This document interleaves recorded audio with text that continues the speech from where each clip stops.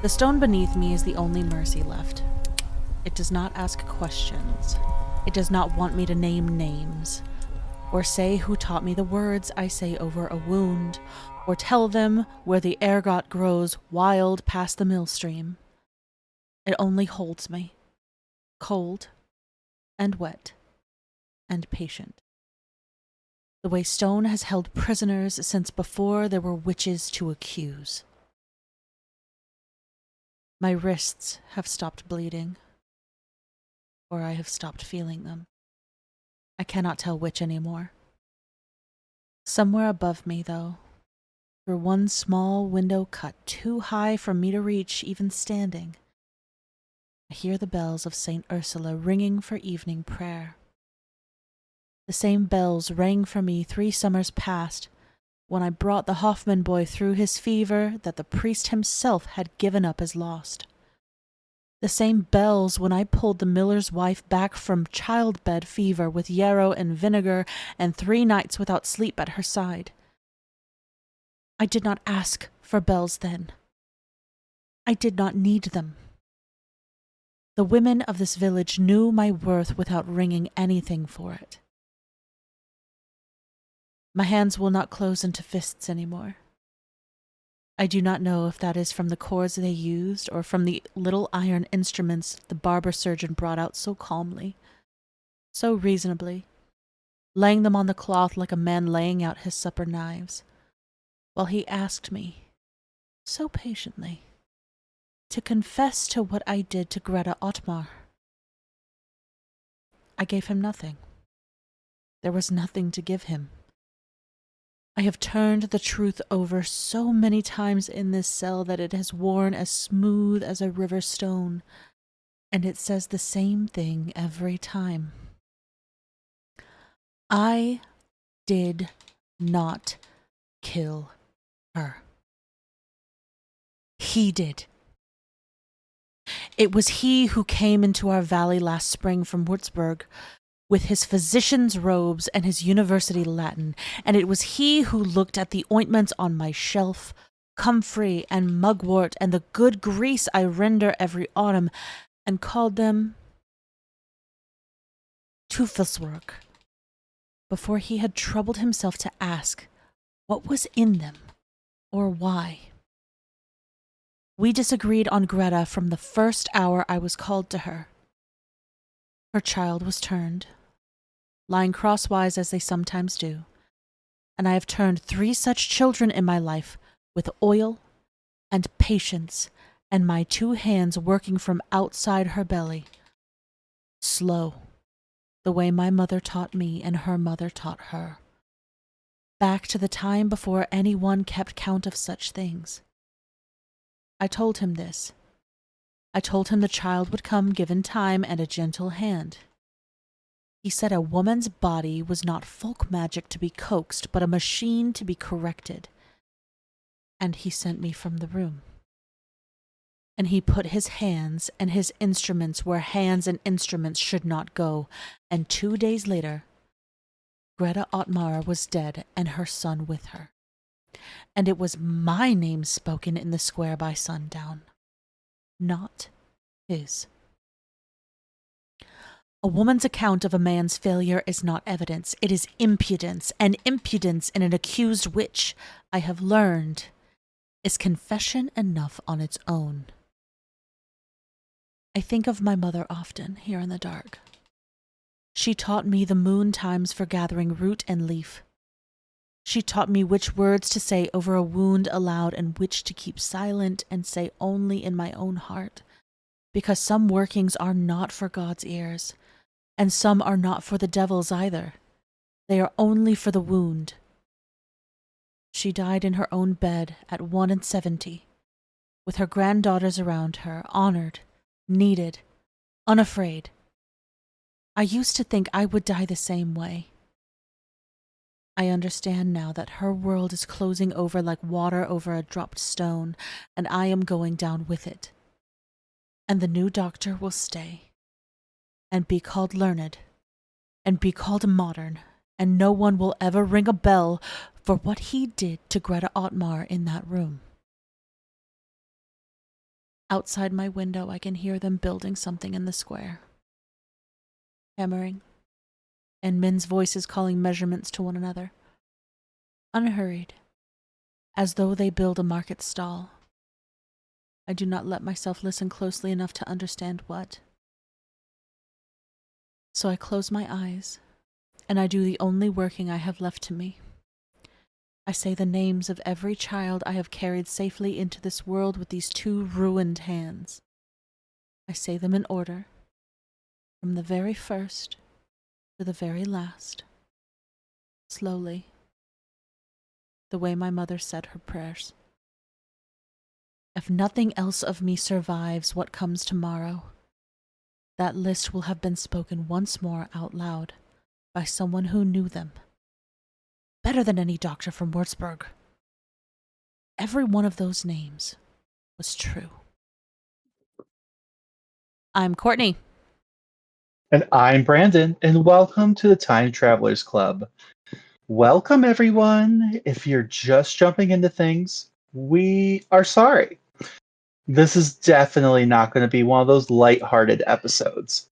We are finally making our dark turn into the German witch hunts today, and finally begin to see how the last few months' worth of episodes and over 1,000 years of history have all culminated into this moment in time.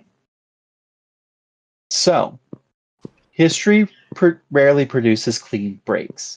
We tend to talk about the early modern witch craze as it erupted fully formed from the minds of inquisitors and demonologists and coherent theological system imposed upon a passive peasantry. History rarely produces clean breaks. We tend to talk about the early modern witch craze as if it erupted fully formed from minds of inquisitors and demonologists, a coherent theological system imposed from above onto a passive peasantry. That's not quite right.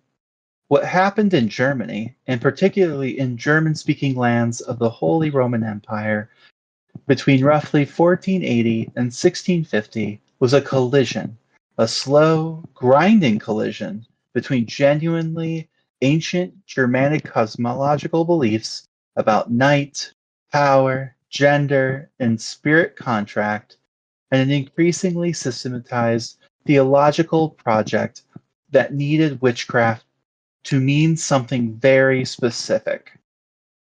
The collision produced a belief system that was neither wholly old or wholly new. And understanding that layered inheritance is the only way to make real sense of what people in early modern Germany actually thought was happening when they accused a neighbor of riding out to the Bracken on a goat. The German witchcraft craze, if we want to call it that, was the most intense in Europe by almost any measure. More executions, more panics, more sustained belief in the reality of a diabolical conspiracy, concentrated especially in the southwestern and central territories, Württemberg, the Rhineland, Franconia, parts of Saxony. Historians have spent a long time arguing about why. The answers that get bandied about political fragmentation, economic stress, so confessional warfare are all true and all insufficient on their own. What they don't adequately account for is the depth of the cosmological substrate. Before you can understand why German communities in 1590 believed so readily in a woman's power to destroy a hailstorm, or fly at night, or commune with the spirits outside of sanctioned Christian channels, you have to go back much further than 1590. We have to go back to what Germans actually believed before the church had gotten there, then trace the slow, complicated, never quite complete process by which those older beliefs were absorbed, reframed, and eventually weaponized. To understand the witchcraft beliefs of the 16th century, it helps to spend some time with what scholars of early Germanic religion actually find when they look at the records. And the record is frustratingly thin. Filtered through Christian scribes, Icelandic sagas written down centuries after the fact, and archaeological material that doesn't speak in sentences. But some things are clear enough. As we have discussed before, Germanic religion was emphatically not the organized pantheon and theology system that the Norse sagas, written in Christian Iceland, remember, make it look like. At the village level, across the broad Germanic-speaking world, religion was primarily about relationship.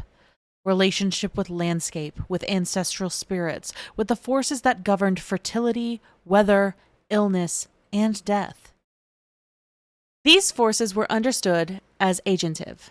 They could be petitioned, propitiated, tricked, bargained with, and crucially, they were not consistently benevolent.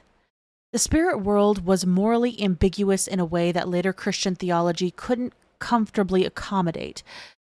Into this landscape, you have to place the figures that appear most consistently across early Germanic sources. The Disir, collective female ancestral spirits connected to the household luck and fertility, propitiated especially at the Disablot, the winter sacrifice to the Disir. The Valkyrie, at their most archaic, not the romantic battlefield choosers of late Norse mythology, but something more like spirits of carnage, ambivalent figures of female power over life and death. The Volva, the seeress and staff carrier who performs Sidr, a form of spirit consultation, fate alteration, and prophetic trance that was understood to be genuinely powerful and genuinely dangerous. And then there are figures that appear in later German folklore under the names like Frau Holly, Perkta, and the women who ride with the wild hunt. Figures that will matter enormously later. What unites these figures is a particular logic about women and spiritual power that is very old and very specifically Germanic in its formulation. Women in this worldview had a native proximity to the powers that governed fate, generation, and death. This wasn't straightforwardly positive. It was ambivalent and it carried real social weight. A vulva was treated with deference and fear simultaneously. The Disir were honored and also carefully kept at arm's length. Female spiritual power was real, recognized, and structurally necessary. Somebody needed to deal with these forces, and women were understood to be better equipped for it. But it was also inherently boundary crossing, associated with knowledge that ordinary social life couldn't contain. Yeah, and we talk a lot about this in the previous episode on like Freya, Seder, all and like women's role in ancient Germania, right? But something that we also kind of point out, and I'll just say the quiet part out loud here, Freya, Frigg, right? They kind of get, especially in the later retellings of their stories, romanticized and like kind of like a bonsai tree shaped into something more comfortable, right? For a male audience. You know who isn't? The Norns. You see traces of it in the folklore, in the mythology, right? The Norns, the weird sisters, right? Mm-hmm. And a lot of these, like Freya, you can see hints of it, was similar through Goldvig, right? That these men were scared of these women. They were dangerous. But the Norns, for example, to be respected, but you try not to get too close if you can help it, right? Mm-hmm. It's like when they show up, you're like, "Thank you, ma'am. We appreciate you. Please be on your way. We do not want the disasters that are potentially about to follow. We don't want to deal with the consequences of our actions." Right, but it's like they won't even say like, "Please be on your way." It's so much just like they're hoping. But like while they're there, hey, thanks for the prophecy. Is there anything you need before you go? Let me turn this broom upside down. I think it's getting late. Yeah, so it's like and that's like where a lot of these goddesses were, right? A lot of these spirits were at one point or another, um, before they had to be, filtered. So speaking of things that get filtered out, this is let's talk about Ergi for a minute again. Um, so Ergi as a concept, it's worth noting, spending some real time here, because as we've kind of discussed before, it's underappreciated in most discussions, especially about later witchcraft belief. Because you, on the surface, you think, okay, what does that have to do with like the witch trials, right? Where ladies are getting burned. Um, well, let's talk about it. So, as a recap from our episode on magic and satyr, ergi, the adjectival form is arger, not augur, arger, right? There's a difference. Though I find that interesting because, like, when we think of an augur, how would you define an augur, right? Like someone who's reading signs. Maybe there's some shamanism in there where someone is taking the spirit within, right? Correct. Which, well, we'll talk about what ergi means, right? So this is an Old Norse term specifically, right, for a quality that was considered deeply shaming in its primary application. It referred to a man who took the receptive role in general, right? Like, so spiritually, right? But it was also typically used in a term for like sexual intercourse with another man. Okay. It's not like as straightforward as calling someone like gay. But like it's implied. It's like, oh, you're a little fruity, are you? Or like if you're into things that are considered gendered female, you must be doing a dude, right? Yeah.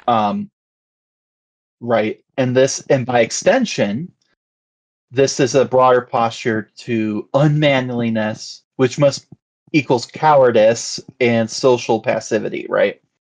So God Totally, forbid. because that 1 + 1 = 5. Yes, totally. Right. So people who could be considered anarchy, right? In our situation, we kind of talk about like men who like want to learn satyr or magic, right? Because that role means you have to take things within, whether it's nature, spirits, right? And typically, you would also have to work under a woman to learn it, right? And it's a woman's role, right? Like, right. But it could also include men who have really domineering wives, and they're more passive, soft daddy, right? It could be a guy who doesn't want to go to war and would rather, I don't know, like make fabric and knit, right? It could be someone who is, non-gender conforming, whether that's cross-dressing, whether that's transgendered, whether that like what we would consider that modern, like, right, recognize that in a modern sense, or just someone who doesn't or who is non-binary and just not fitting anyone who's not fitting this very limited masculine mold, right? All of them, anarchy. Whether they're actually homosexual doesn't matter. And you can be gay, just like the Romans. You can be gay. You just got to be a top. You can't be a bottom. Which is just Also, silly. It's so silly. Also, and that's not including consensual stuff either. So if you just so happen to be raped, anarchy. Damn. Well, and like that's the thing. It's like, oh, you were dominated by a bigger man. Were you in a position of vulnerability, like you were injured and a man took it, like where normally you could have fought back? It doesn't matter. That would also qualify. Well, I hate that. You weren't sure. Yeah, but all of it's gross. Yeah, it's all gross, but like I really dislike that. And so, like we mentioned then, the most serious insult you could level at a man in the Norse world was need, which had augur as like one of its core components, or to call someone ergi or whatever, right? This was not viewed as mild social disapproval. Need could legally justify killing. Okay. AKA, it wasn't just calling someone, "Oh, are you gay?" No, it was like, "Oh, you're a big old faggot." Them's Ooh, be fighting words, thems are right? definitely fighting words. Especially, essentially this is the equivalent of not like someone like, "Hey, are you gay?" Like, or maybe even as accusatory or something, but you could be like, "Yes, I am," or like whatever, or "No, I'm not." It's like the equivalent if you're at the bar and you're some hetero guy, right, who's real gets real upset by this. Like you're in conservative America and like you're in a bar and you're a hetero guy and some other hetero guy comes up to you, "Hey, you fucking faggot," and you're like, "Oh, that's gonna be a fight," you Yeah, know? blood is going to be shed over that. Right. Like in the true sense where this man is accusing you of doing those acts, right? So that's but this is like what would happen, and now and again in conservative America. So depending on where you are, that might be fair, but like typically legally speaking, like you're not in the right for killing someone over it. But not back then. And we go into it then, so I won't dwell on it. But here is where it gets interesting for our purpose, right? So, Satyr, the form of spirit magic associated with the vulva, was, like we said back then, considered archer when practiced by men.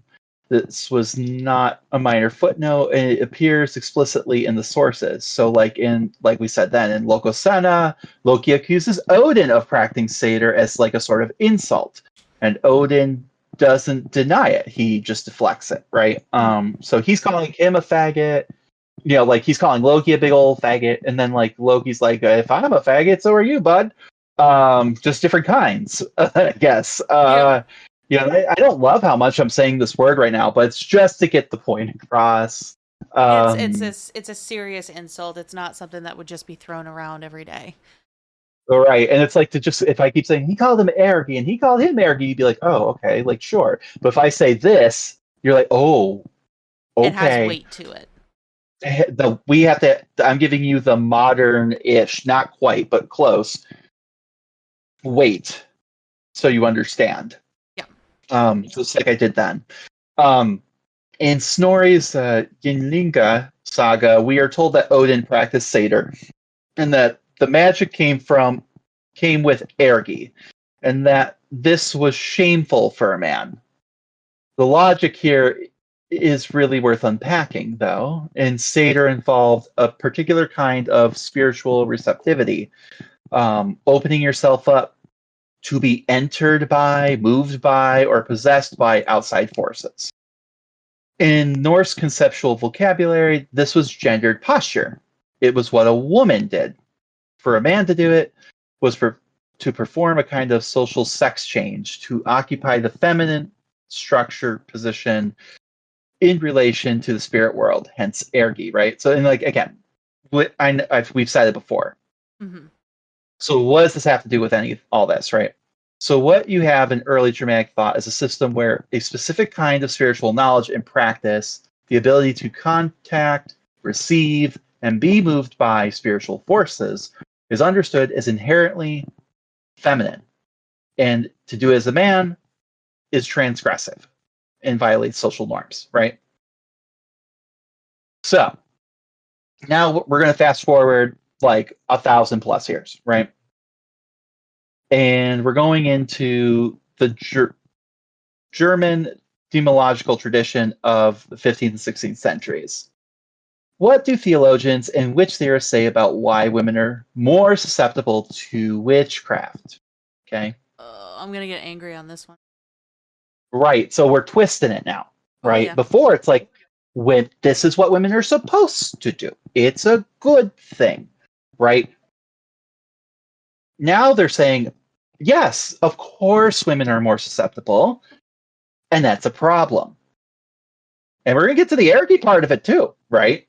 Hmm? Because men are afraid of it, right? So, The argument repeated across multiple texts is that women are more credulous, more impressionable, more easily moved by passion, weaker in both mind and faith, right? So before it's like, oh, they're special because they have this connection, and that's a good thing, a positive thing, positive traits. Now it's, oh, they have this connection because they're weak, not because they're powerful. So we're flipping it. Of course we're flipping right? And it's men, and normally men are strong of will and mind, and that's why we're not susceptible. Therefore, you see, if you're weak of mind and spirit, a big ol' say it with me. It's right. There you go. Either way, the gay is bad. Yeah. It's bad. Because as a man, you should be better than this and above this, right? And you're, by doing these acts or what they perceive as these acts, right? Going outside, yet again, another very narrow idea of what masculinity is supposed to be, which the Vikings would probably disagree with them on. Mm-hmm. You're right. Especially when they're wearing heeled boots and everything at this time, and like fancy pantses. But and actually bathed and smelled good, and women from other nations were like drooling over them. Yeah. And now they're not bathing. But anyway, like, oh. And they're wearing big old puffy butt pants.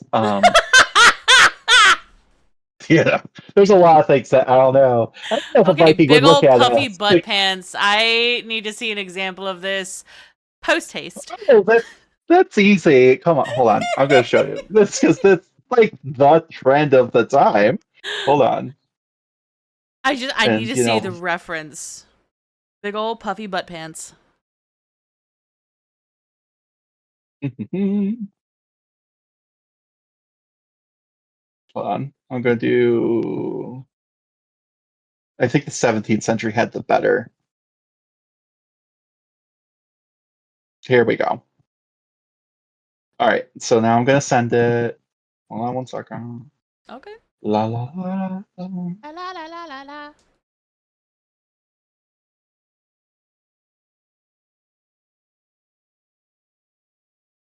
If it wants to load.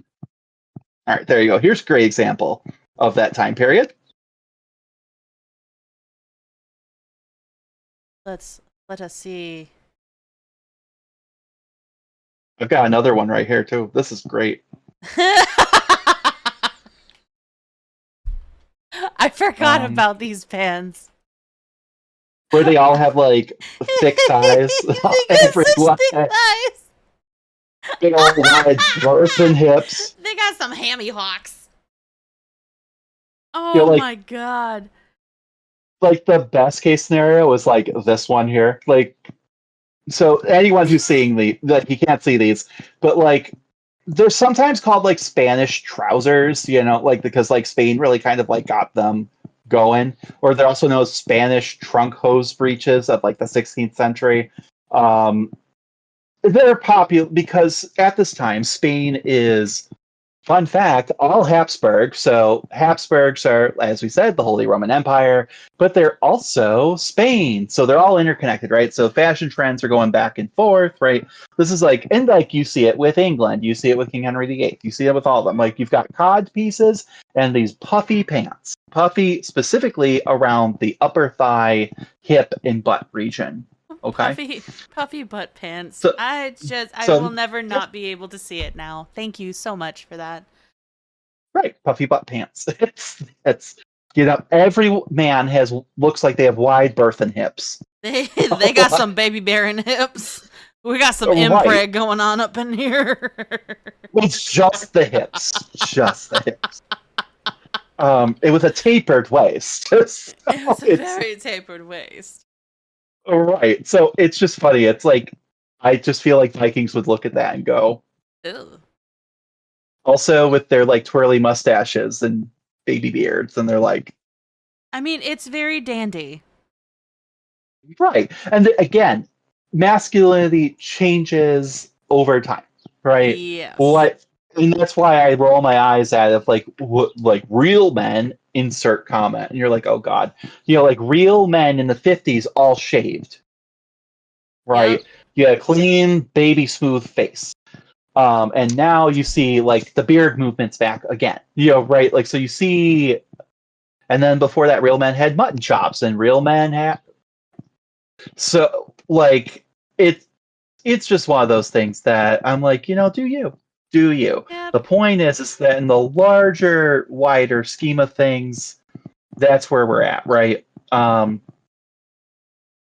And men aren't supposed to allow things in, right? And Yes. therefore, to be possessed by something, to have the role reverse, right? Where a woman, a witch, can put something inside you, demon, whatever, to COVID make you shot. not make you in control is terrifying, right? Because now women, of course, have experienced this for a long time, where they have no agency, they're not in control of their own bodies, they're not in control of their own lives, like whatever, right? And they're supposed to be chill, but to flip flop it, where a woman is doing it to a man against his will, that's Oh, good terrifying, heavens. right? So this concept of ergi, like the gender roles of it all, right? This is still not only going on by this point, it is so fundamental to why this is going to be bad, why this is going to happen, why women tend to be accused more than men, right? Mm-hmm. And when men are accused, it is doubly bad for them. Right. It's doubly bad, but also like there's a certain level of like, they don't. It's not always like gay men or anything like, and even if it was, they don't usually say it out loud. But there's this idea that they're violating some kind of social norm. Yep. And it's like wink, wink, nod, nod, right? That they're allowing themselves to be entered. Wink, wink, nod, nod, right? Allowing women to control their lives, allowing these witches to do this when they should be standing up to them and putting it down, right? But they're allowing, like, this. There, it's almost worse for them because it's like, especially men in power who are accused, right? It's like, oh, you're allowing these women to ruin our entire society. You're almost worse than them. Mm-hmm. Because they wouldn't be able to get away with it because they're just silly, dumb women. But you as a man have that ability and power and intellect. Therefore, you're allowing this to happen. Yep. So it's not a small observation, right? It means that specifically gendered shape of German witchcraft belief, the overwhelming predominance of the female accused, the focus on female bodies as sites of diabolical transaction. I just love that.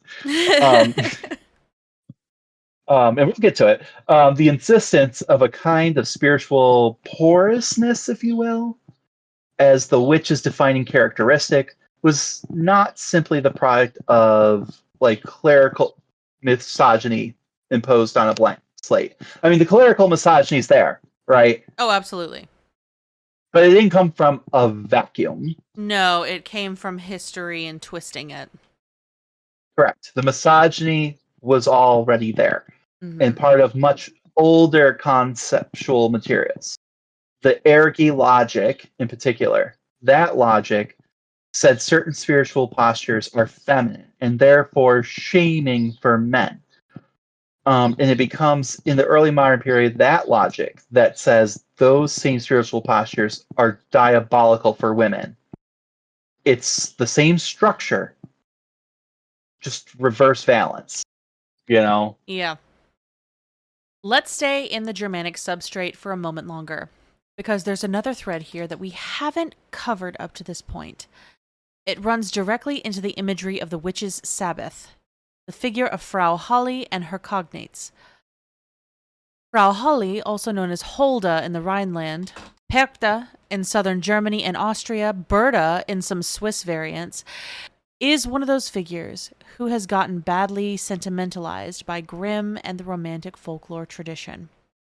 In the Brothers Grimm version, she's a fairy tale character, a stern but fair supernatural woman who rewards good workers and punishes lazy ones, associated with spinning and domestic virtue, presiding over a world below the well where souls of unbaptized children go.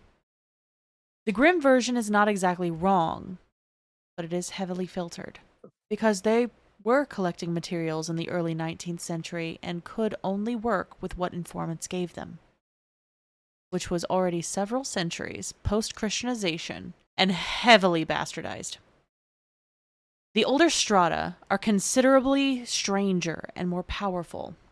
Medieval church sources, sermon collections, penitential texts, the canon episcopi of the 10th century, describe with some anxiety a widespread belief across the Germanic-speaking world that certain women, at night, rode out in large companies following a female figure variously called Diana, Herodias, Holda, or Domina Noctis, the Lady of the Night.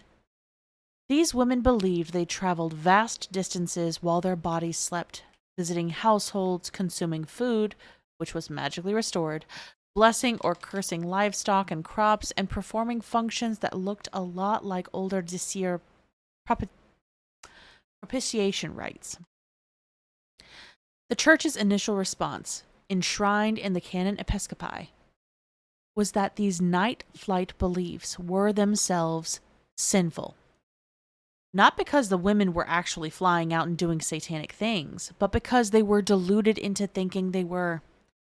The women believed an illusion produced by demonic suggestion. The sin was believing it.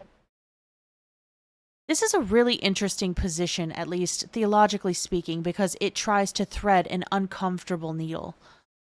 The church couldn't straightforwardly say these women were actually flying to demonic Sabbaths because that would give too much credit to non-Christian spiritual powers. But they couldn't also entirely ignore the belief because it was clearly widespread and persistent. So it defined the belief itself as the problem. These women had been tricked. The spirit flight was an illusion. What they experienced was demonic deception, not actual spiritual travel. The canon episcopi position held for several centuries, and the demonologists of the 15th and 16th centuries reversed it dramatically. The position completely flipped. The women are actually flying to the Sabbath, and they are actually meeting with the devil.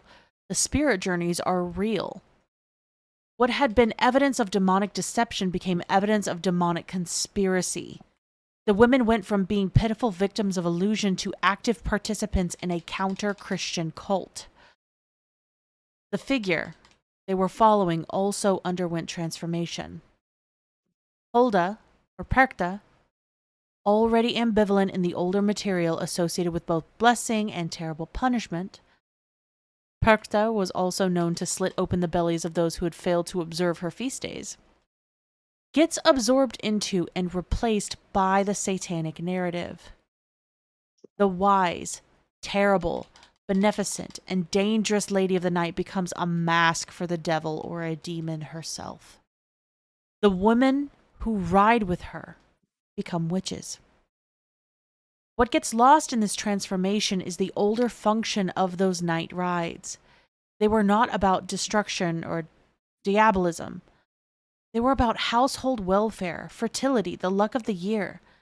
The women who believed they rode with Holda believed they were doing something useful, protecting livestock, ensuring grain, maintaining the cosmic order that kept their households alive.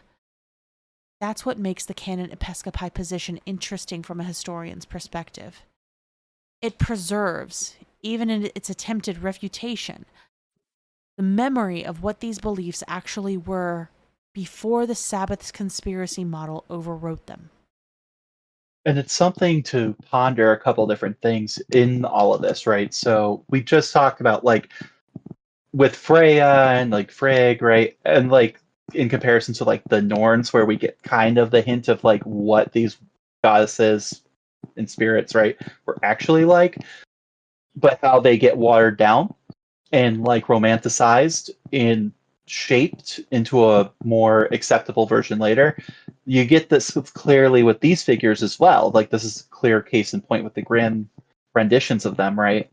Something also to realize here, right? I think we have this like in our cultural zeitgeist that in the Western world, like witchcraft and like the concept of witches has always like been there, like, and that like burning witches, like specifically the concept of like execution by burning, right, is reserved for witches and witchcraft. Like we joke all the time, like, oh, she did math, she's a witch, right?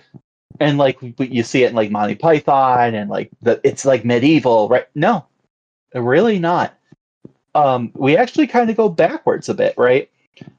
In their high-handed paternal way, they're like, oh, these poor silly girls, they've been tricked, right? But they're not killing them. No, they're calling them victims, even though the women themselves are like, not a victim. What the fuck?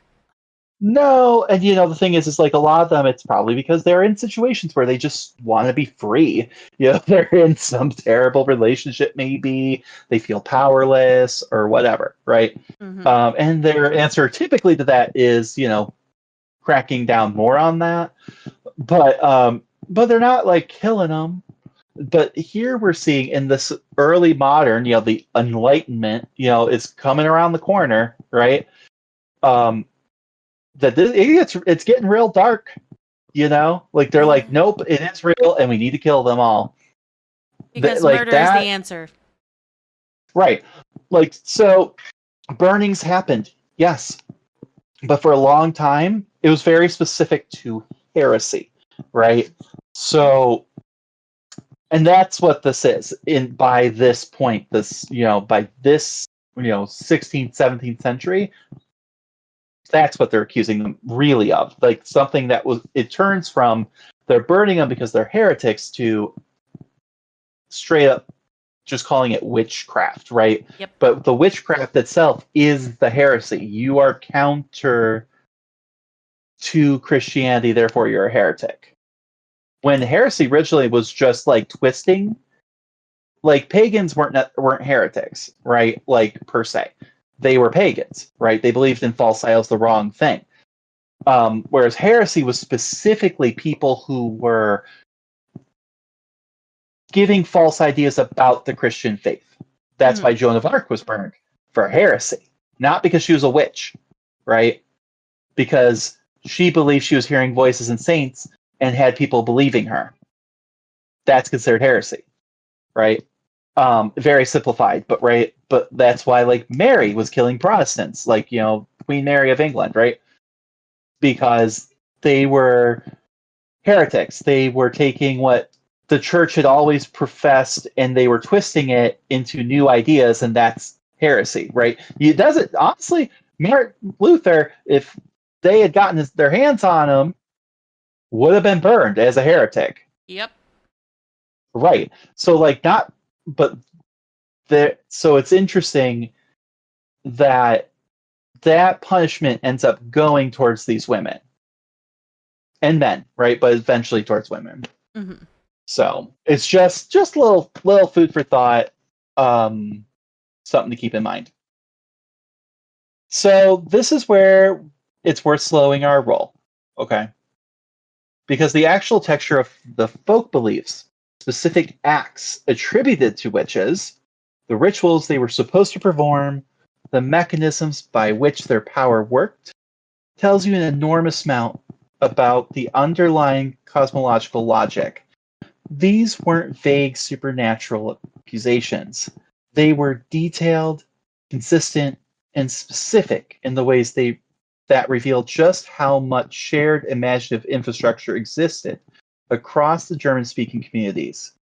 Here's where I'll let Courtney take it away to explain some of these to us, because I just feel like you in particular are, more expertise in this. Perhaps the most infamous is the flying ointment, the Hexensalbe, the witch's ointment. It was one of the most persistent and specific elements of German witchcraft belief. Witches were believed to anoint themselves with a grease made primarily from the rendered fat of murdered infants or unbaptized children, combined with specific herbs, henbane, belladonna, mandrake, and monkshood. They appear consistently in these sources. It's worth noting, as we mentioned in our Hecate episode on Patreon, that these are real plants with real pharmacological properties. Henbane and belladonna both contain tropane alkaloids, atropine, hyoscine, scopolamine, and that in appropriate doses produce hallucinations, sensations of flying, altered time perception, and in larger doses, death. Whether or I not just have this wonderful image in my head with the baby fat. Like it's just like a lady, like an old timey lady, and she's at like the supermarket, and she's pushing her little cart around, and she's grabbing here's grab some henbane, some plants here, and then she makes her way over to like melons, but instead of like melons, they're like baby like heads, and she's like examining them, squeezing them to see if they're ripe. oh, Like that's so demented shit. I just I'm like, where do you source your baby fat, ma'am? No, It's and just- you have to think, like, what is one of the most sacrilege things that you can really accuse somebody of doing? yeah, Murdering killing infants. babies. Yeah, like under a Pizza Hut, right? Like we Yep, do it all the time. absolutely. It's still happening. It's still It's still happening. happening, but they're not the ones that are doing it.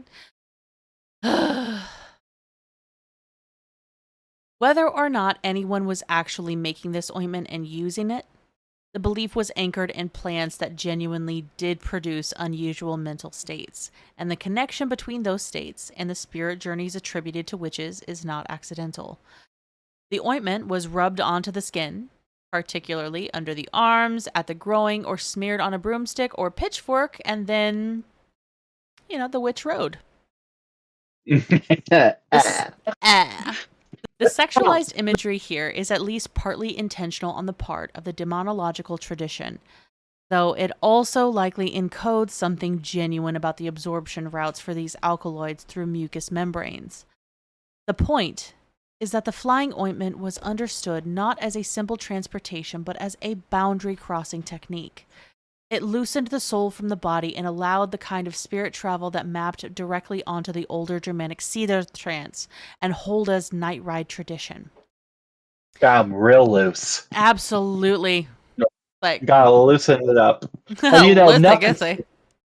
And nothing scares a man more than a woman who can take care of her own damn needs. Damn straight. You've got that too. They're like, I bet you're just humping that goddamn broomstick. And she's like, you know what? Probably. Good for her. Whatever. No, she's just got a man on the side named Broomstick. It was just. Oh no, it's code. He doesn't need to wear puffy pants. He makes them puffy already. But. Don't need a court piece, sir. No, does not. I protest. Oh So my many goodness. That's too much. Megan Thee Stallion. I'm just imagining now Megan Thee Stallion, like with the just got the stick. She's doing like doing her rap that's like all like witchy. There's a whole music video with Megan Thee Stallion, and I love the music video because it's like this old white man, and he's terrible and racist, but also like looking at porn of like black women as he's like signing into like I don't know something legal against like them, right? And like the whole video is like her harassing him, and like she's always there, and like pointing out that like black women, honestly, it's like it actually makes a pretty good point. Like black women are nurses, like you're fast food people, you're like all these different people, right? That you take advantage of or take for granted, and then by the end, like she turns his mouth into a pussy. Witchery. I love it. I want it in witch form. I love it. I love it so much. So the next one is image magic and the wax figure. Bildzauber, image magic, was among the oldest and most consistently attested forms of harmful craft in the Germanic sources, running in an unbroken line from early medieval penitentials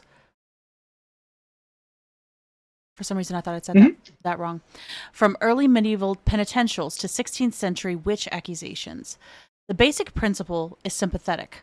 A figure made to resemble a victim, usually from wax, clay, or occasionally hair and cloth, was treated as a proxy for the actual person. Pins inserted into the figure caused illness or pain at the corresponding location on the victim's body. The figure could be buried at a crossroads, at the target's threshold, or in running water. It could be melted before a fire, which caused the victim to waste away. What's cosmologically interesting about the image magic is that it assumes a profound continuity between representation and reality. The image is not merely a symbol. It participates in the actual being of the person it depicts. The image isn't a doll. It is, in the relevant sense, a person. The person. This is a fundamentally different metaphysics from modern Western assumptions about how representation works, and the folk sources take it completely seriously. And truthfully, this is magic that I still practice today. Well, it's also interesting, right? Because I think if you read that description again, most people are like, oh, a voodoo doll. Yeah. And that feels loaded to me, right? Because, like, think about it. Like, not that they don't do this, right? Like, that exists. However, voodoo, right? First of all, it comes from a completely different tradition. Yes, like, it does. And I don't have enough knowledge. I just know that, like, a lot of it comes from, like, native African traditions. There's things about nails. I don't know. Yes. It's complicated. But, like, our Western mind defers back to this one, right? This is what we would think, oh, it's a voodoo doll. Like, you make a doll, you take someone's hair, and then you stab it, and, like, that causes the issue there. Like, yes, and but it has been in the European Western mindset for a long time. It got really popularized by the expansion of voodoo or the exposure of voodoo. But these fetishes, these dolls Yeah. have always been there. Well, and to me, it's like a real good case to be like, oh, we're now demonizing another group, right? Now that, like, we new group of people to be afraid of. Like, we don't need to be afraid of our own women. We need to be afraid of the ones we've enslaved that we treat terribly, right? And those who've gotten away.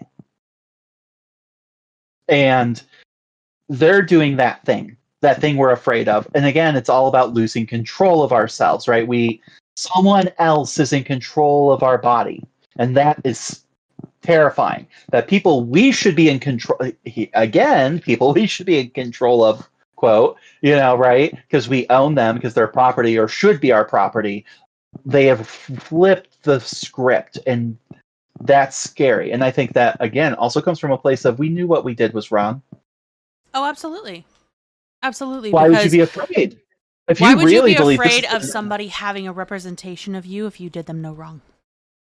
Well, and the thought, too, if this is the way it should be, like, this is like, oh, we need to dominate them and own them and all this stuff, right? Because we're better than them. Why are you afraid? Because, like, if all that's true, then this is going to cause you no harm. Mm-hmm. Or, like, they'll argue, of course, consequences of their actions overall. They do not want to take accountability. They are allergic to it. Right, and that's why it still exists today. You see politicians and people who pass laws about things like we all know when a politician passes a law about gay people or homosexuality or porn or pedophilia or whatever, right? That it's because they're doing it. Marriage laws, anti-divorce, right? Because, like, oh, they're going to be cheating and they're with whores. So you're like, ah. And then it always comes out that that's what they're doing. Yep. We should pass laws against the pedophilia thing. Don't get me wrong. Like, that's bad. Consent, good. My point just being, like, whether it's the politician who goes like, oh, I want to pass all these gay laws because I want a traditional family, and they're ruining that, and it turns out they're fucking the pool boy. Like, always. Because they want someplace to hide it. They want someplace to hide it. Right. Well, it's internalized. Yep. It's all internalized self-hate. And thinking that what they're doing is wrong, right? So Therefore, it is wrong. Now, slavery is wrong. Okay, I'm not saying that. Oh, like that means like no. But like, my point is just that like when they're afraid of it, it's usually because they're afraid of like the opposite of it, internalizing it, right? And they think what they're doing is wrong deep Correct. down, right? So there you go. Just voodoo doll loaded. Very loaded, and like I said, this kind of representation magic, it has been a thing for a very, very long time. Oh yeah. I can actually trace a lot of it back to like ancient Egypt and things like that, but that is a story for another day. Mm-hmm. Another practice is knot magic and binding. The Nesnaupen, knot tying, was specifically associated in German sources with causing male impotence, though its applications were broader. A witch who tied knots in a cord while naming a man was believed to have bound his sexual function. Untying the knots would release it. Oh, Well, wait. you know, we'll just keep his bits on a string. It's fine. But He's pent up, if you will. He's It's a little backed up, a little pent up. a little bit. This shows up in marriage-related anxieties in particular. There was genuine social terror about wedding night curses, and specific counter-rituals existed to protect grooms. Knot magic also appears in childbirth contexts, where tying knots to obstruct labor was a feared maleficium, and in more general binding of luck or capacity. The underlying concept is one of closure and impediment. The knot physically embodies the constraint placed on the victim's body or fortune. This is a very old magical concept across Indo-European cultures. The Norse sources include examples of bind runes and binding magic, and its persistence into the early modern German context suggests another deep continuity with pre-Christian practice. So just as like a little side note, I find this really fascinating because like I know a lot this so my friend when she got married, right? They did like a knot binding, like like a hand tying The hand tying ceremony. Yeah. And like they do knots and stuff like that. And I find that really interesting because I'm like, well, first of all, they don't want kids, so I guess they would still be happy if that made him impotent. I don't know. No, and magic is about intention. That is not going to make him impotent. I know. I was just joking, but like it doesn't matter because she can't have kids anyway. The point is just like I find that like it's like because you would think of marriage as like fertility, and I'm like I wonder how that kind of got changed for that. Well, of course, and if you think, what does it mean to bind? Does binding always have to be negative? We tie off a cord around the infant's umbilical cord at birth to prevent them from bleeding out.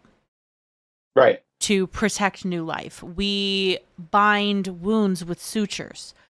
Like, binding is not a bad thing. We bind people to ourselves through marriage. We bind, all through life. What the fear of it is taking, it's making bind, which is a 4-letter word, a literal 4-letter word.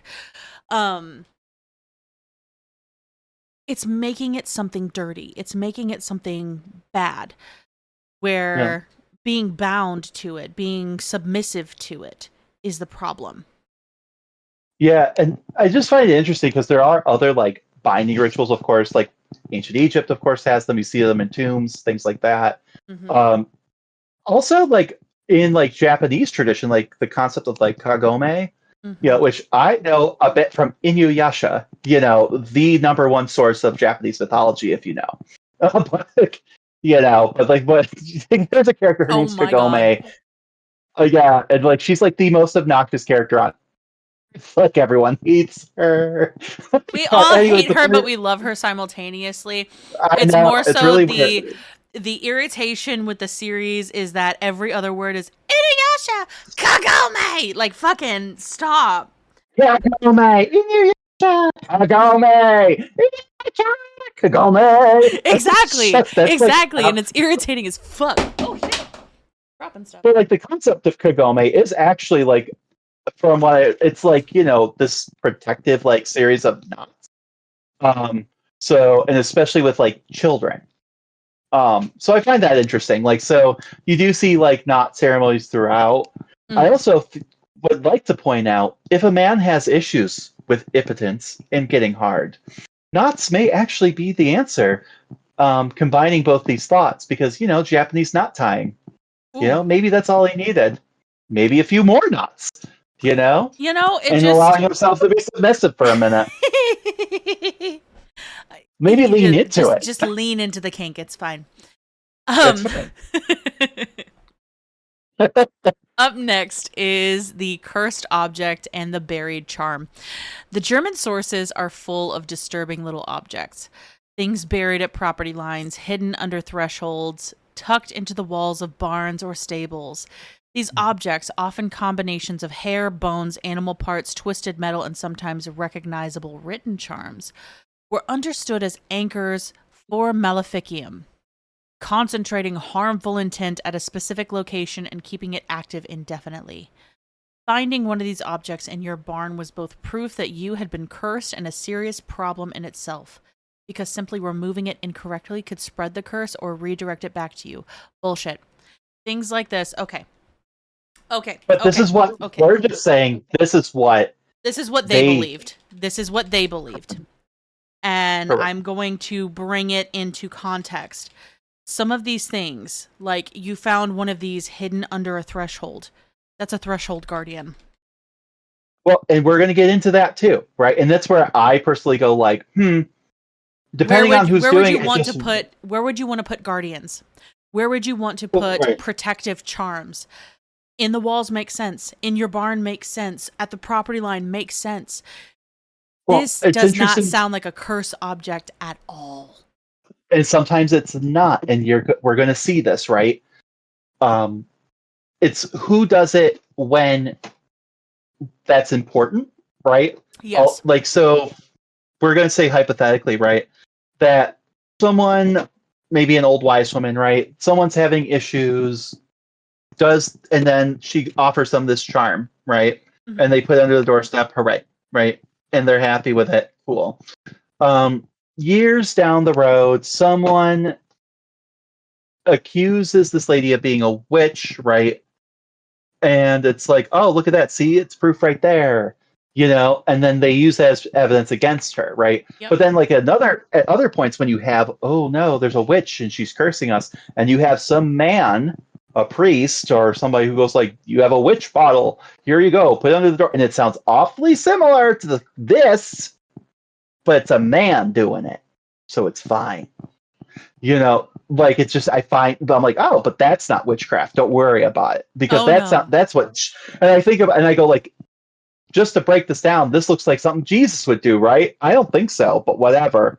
Like, I think they would tell you to just pray, Mm-hmm. But it's fine. It's different. You have to fight the magic with magic, but it's different. Okay, sure.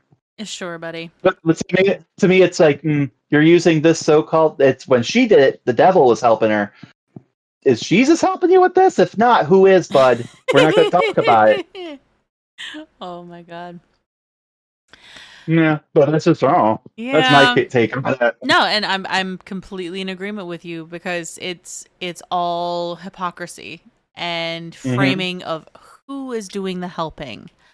So yes, women bad, men good. Apparently, go figure. Mm-hmm. A cunning woman, or Hexenbanner, was required to remove and neutralize the object properly.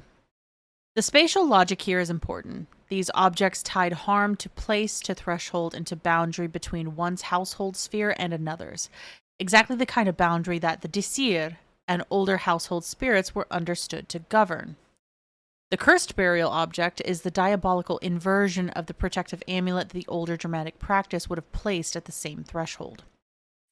And there's your part right there, right? Mm-hmm. And something else too, some of these houses were really old at the time, and they may have just found something and not understood it, right? They've been like, oh. Like if you look at, again, going back to kind of some of these like African, like quote unquote, like voodoo objects, right? Like that's not what they're called, but that's what I'm going with, right? I've seen them. They are kind of freaky looking if you're not used to it, right? You'll see Yeah. these very like exaggerated figures.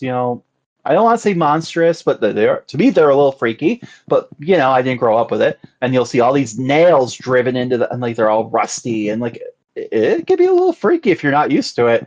So like if I had no idea what this was, never seen anything like it before, and I was like going through my house, and I find and I'm doing some demo, and I find it in the wall, it might be a little freaky. Might freak out. Might worry that that's yes. like And and you see that today. People unfortunately jump to the worst possible conclusions 9 times out of 10. Mm-hmm. Yep. Because that's the human brain. The human brain is geared to do that. I found a spooky object in my wall. I don't know what it is. It must be bad.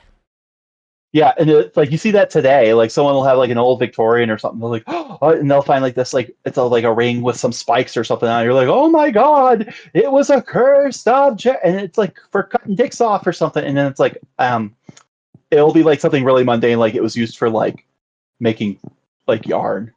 Oh, absolutely. Or like I will pull an actual one, where they used to put shoes in the walls. Because that was seen as like an act of luck.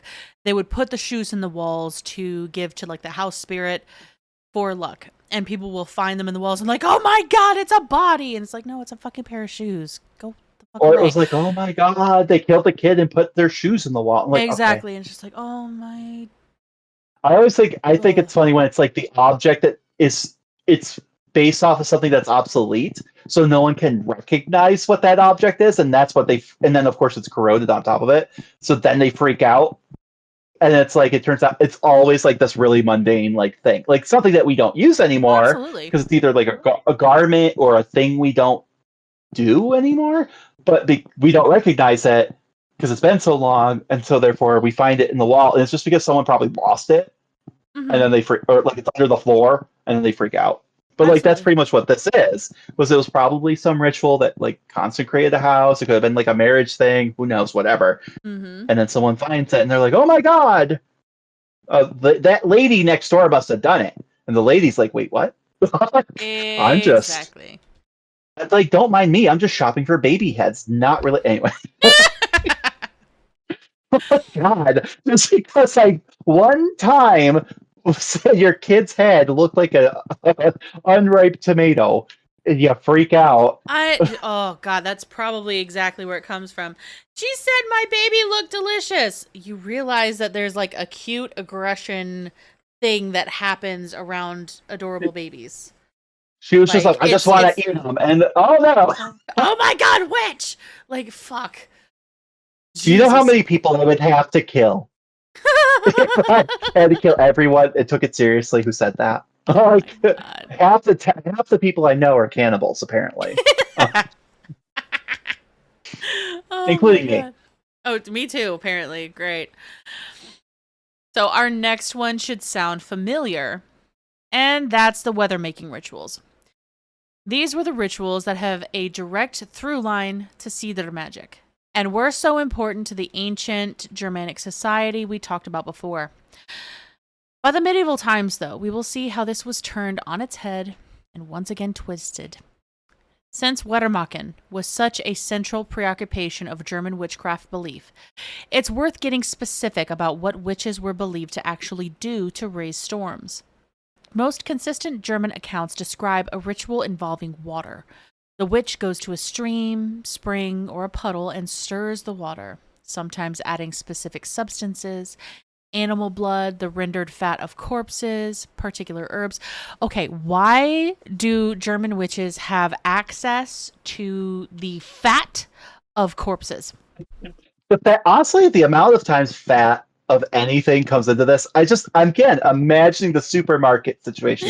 It's just you insert generic elevator / supermarket music like dun dun dun dun dun dun, and she's just like going through. She's just browsing, and there's just like again like a barrel of like corpse fat.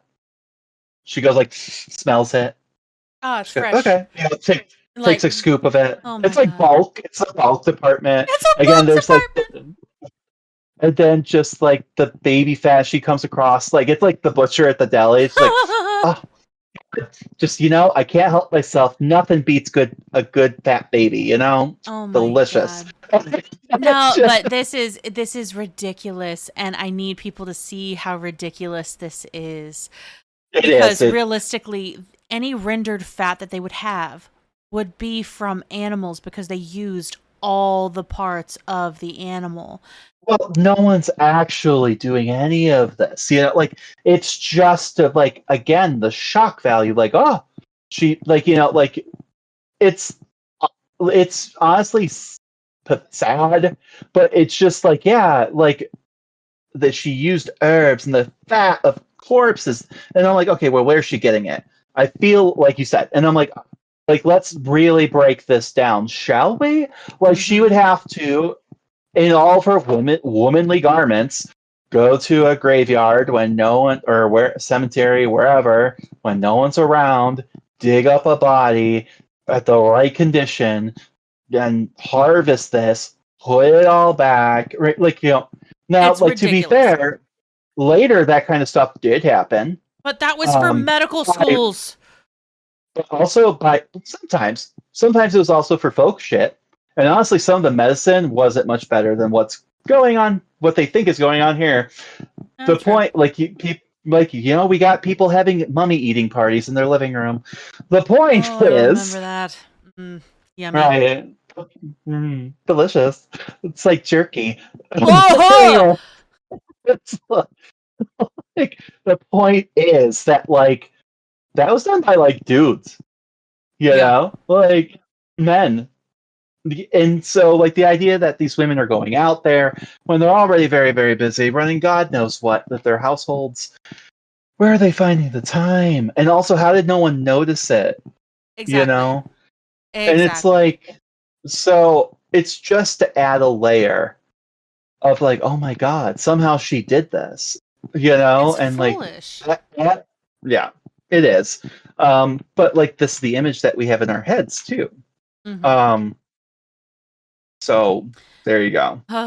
But she's supposedly mixing all of this into whatever source of water while speaking words of power or calling on the devil. Because we're going to call on the devil. Absolutely. 1,000%. Just to touch on that water part too, right? You see this tradition, unfortunately. There's an older tradition, and it's one where Jews are poisoning wells. Right? These people are poisoning people in general, poisoning sources of water, right? Yep. Which are supposed to, right. It's where the idea of miasma came from. It must be, and it's because honestly, it's because the water was probably contaminated already. Right. So I feel like there's some bleeding of this, right? She in dumping mysterious, probably harmful substance into a water source, even if it's one that you're not necessarily drinking from, but especially springs and streams where people might be getting their water or cleaning their clothes or whatever, equals bad thing about to happen. And also, just to touch back on the corpse fat, what is used medicinally for a long, into the very recent modern era. I'm talking about America West, where people would get hanged, and then it was the executioner's job to harvest their fat for actual supposed medicine. French Revolution happened a lot. Yep. It's just funny because it's where would she get it? I mean, actually, weirdly, and why? I guess people thought more often than not. Yeah, gross. But there you go. But yeah, but not cannibalism. No. It's interesting. You know what? We're just gonna continue. That's what we're gonna do. Yeah, but we're gonna do it. The disturbed water corresponded sympathetically to disturbed sky. A variant involves the witch digging a small hole in the earth and pouring liquid into it while speaking the charm. The earth opening to receive the fluid, mirroring the sky opening to release rain and hail. There's also a persistent tradition of weather witching, working in groups, raising storms collaboratively at liminal times. While Purgisnacht, midsummer, specifically to destroy neighbors' crops, the Rhineland sources in particular describe witches gathering at crossroads or hilltops on these nights to work weather magic collectively, which plugs directly into the Sabbath conspiracy narrative and suggests how older liminal assembly traditions got absorbed into that framework. And also, it's what King James accused of some Saxon German women when they were trying to get his wife over. And he accused it, well, not Saxon women, but like women. There was these women. He's getting his mail order bride. He's also super gay. But this is going to cure it. The super hot wife, right? And 1000%. there was like these storms that were delaying it, almost destroyed the ship. And here we go, blames witches, specifically these women who were in Scotland or whatever, and like has them killed and all that, for manipulating the weather so that his wife couldn't come over. And because he had tried to go over there and it had happened. Oh, that was another thing. He tried to go over there, which all of his advisors were like, please don't leave. You don't have a child, right? Yep. We have no heir. And if you die, of the many things that can happen, like assassination, bad weather, the ship sinking, disease, whatever, we will be screwed. And not only will we be screwed, England will be screwed, right? And he's like, I don't care. And then like a storm happened. He's like, witches. So there you go. Men not taking responsibility for their bad decisions and also being advised against it. So finally, and maybe to modern listeners, the most strange is the milk theft practice. So this I have heard many stories of. Sit down, kids, it gets weird. The specific mechanics of milk theft magic in German sources are fascinatingly concrete. The most common described method involves the witch inserting an axe handle, knife, or pitchfork into a crack in her barn wall or doorpost while performing a verbal charm addressed by name to a specific neighbor's cow. Then she milks the implement as if it were a cow's teat, and milk flows from it, drawn sympathetically from the actual animal across the village. One could argue it looks like a dong. And yes. She's jerking it off. Correct. So we're sexualizing again. Well, there's this, but also one that I have read or listened to. It was actually a cloth. Like they draped a cloth across, and then they were actually able to milk the cloth. So, I've heard that one too. Yeah. Yeah. But that one was actually from Appalachia. So. Yeah. Well, I mean, again, that was something I think that could be wrong. I think it came up during the Salem witch trials too. A lot of this is being carried over, so it makes sense. Absolutely. Butter that won't come in the churn, milk that curdles instantly, cows that give blood or nothing at all. These were the telltale signs of milk theft maleficium, taken with absolute seriousness because butter and cream were real economic stakes. The zero-sum quality of this belief is explicit. Your neighbor's extraordinary butter yield in a bad year is evidence she's been stealing yours. Community surveillance of these things was constant and intense. Which isn't that messed up? Like, you could just do it like this poor lady, maybe she's a widow or whatever, but she's like, takes good care of her cows because she's got nothing better to do anymore, and then you are fucking lazy and, your cows you forgot to weed your fields properly, so then they ate a bunch of bad crap, right? And they're like, this bitch is stealing my milk. That's the only reason. That's the only explanation. Oh, absolutely. It just, all of this to me just screams, I don't want to take accountability for what's happening. And so I'm going to Nope. blame someone else.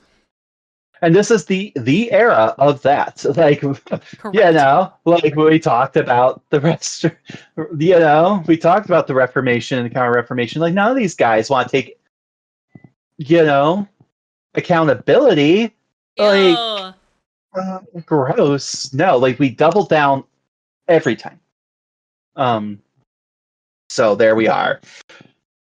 So if witchcraft belief is the cosmological framework, witch identification is the social practice that gave it teeth, and the folk magic by which early modern German communities decided someone was a witch are distinct from and prior to anything formal court would do. Long before any magistrate got involved, communities were reading signs, interpreting behavior, watching the body, and running their own informal procedures. So how exactly do you know if that old biddy next door is a witch or just a bitch? Or she's a witch bitch.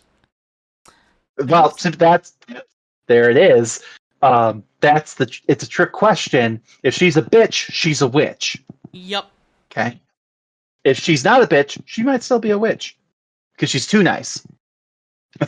Like, damn.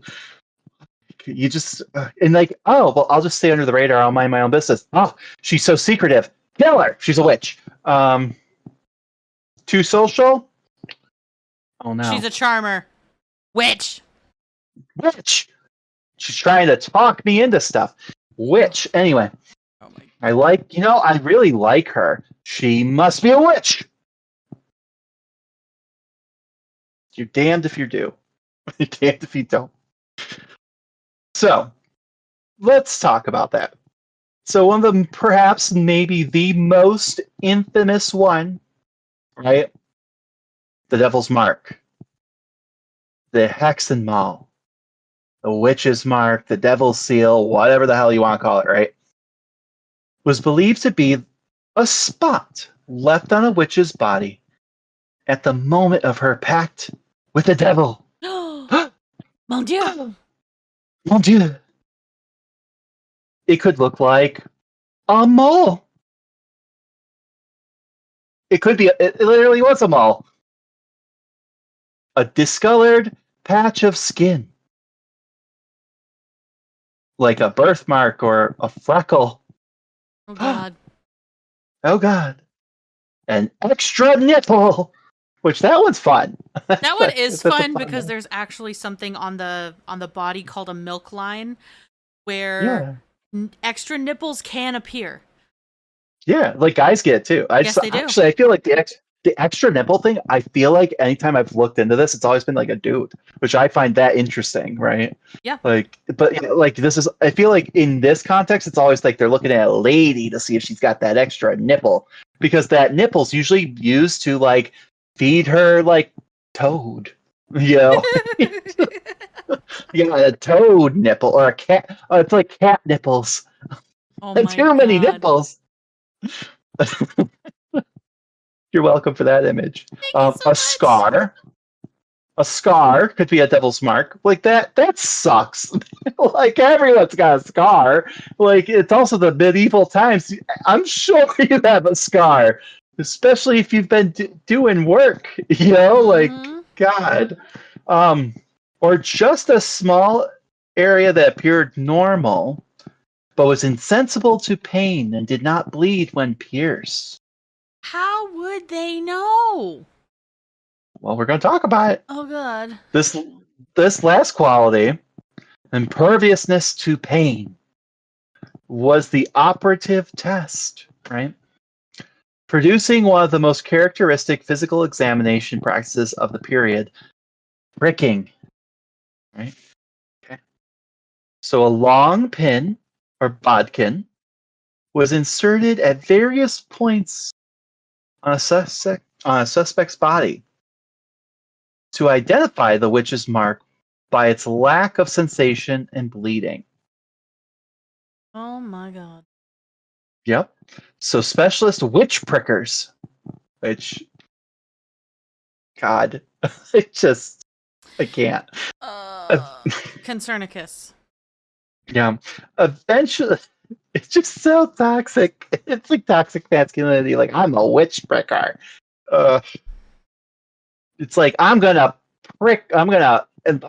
penetrate them before they can penetrate me. That's exactly what it is. Yeah. So those eventually emerged in some regions. For me, notoriously in Scotland, you saw that a lot with the Scottish witch trials. Like that was like there was just like one really famous witch hunter, and that was like everyone knew he was a charlatan, but whatever. But he got away with a lot of murder. He died. I'm pretty sure with no regrets.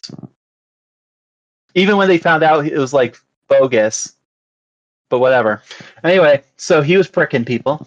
Though their methods were often fraudulent, because of course they were, Courtney, right? Well, of Because you're course like, they were. well, like okay, like so how did they stab and no blood, like right? And you're like, is it like a medical thing? Did they just know like where to hit it? Nope. Retractable needles. You know, like those, like you see it on TikTok where the lady like stabs the guy and he goes, he freaks out, and it's like one of those fake knives, Oh, and then they laugh. because they It's would that. literally just be framing somebody.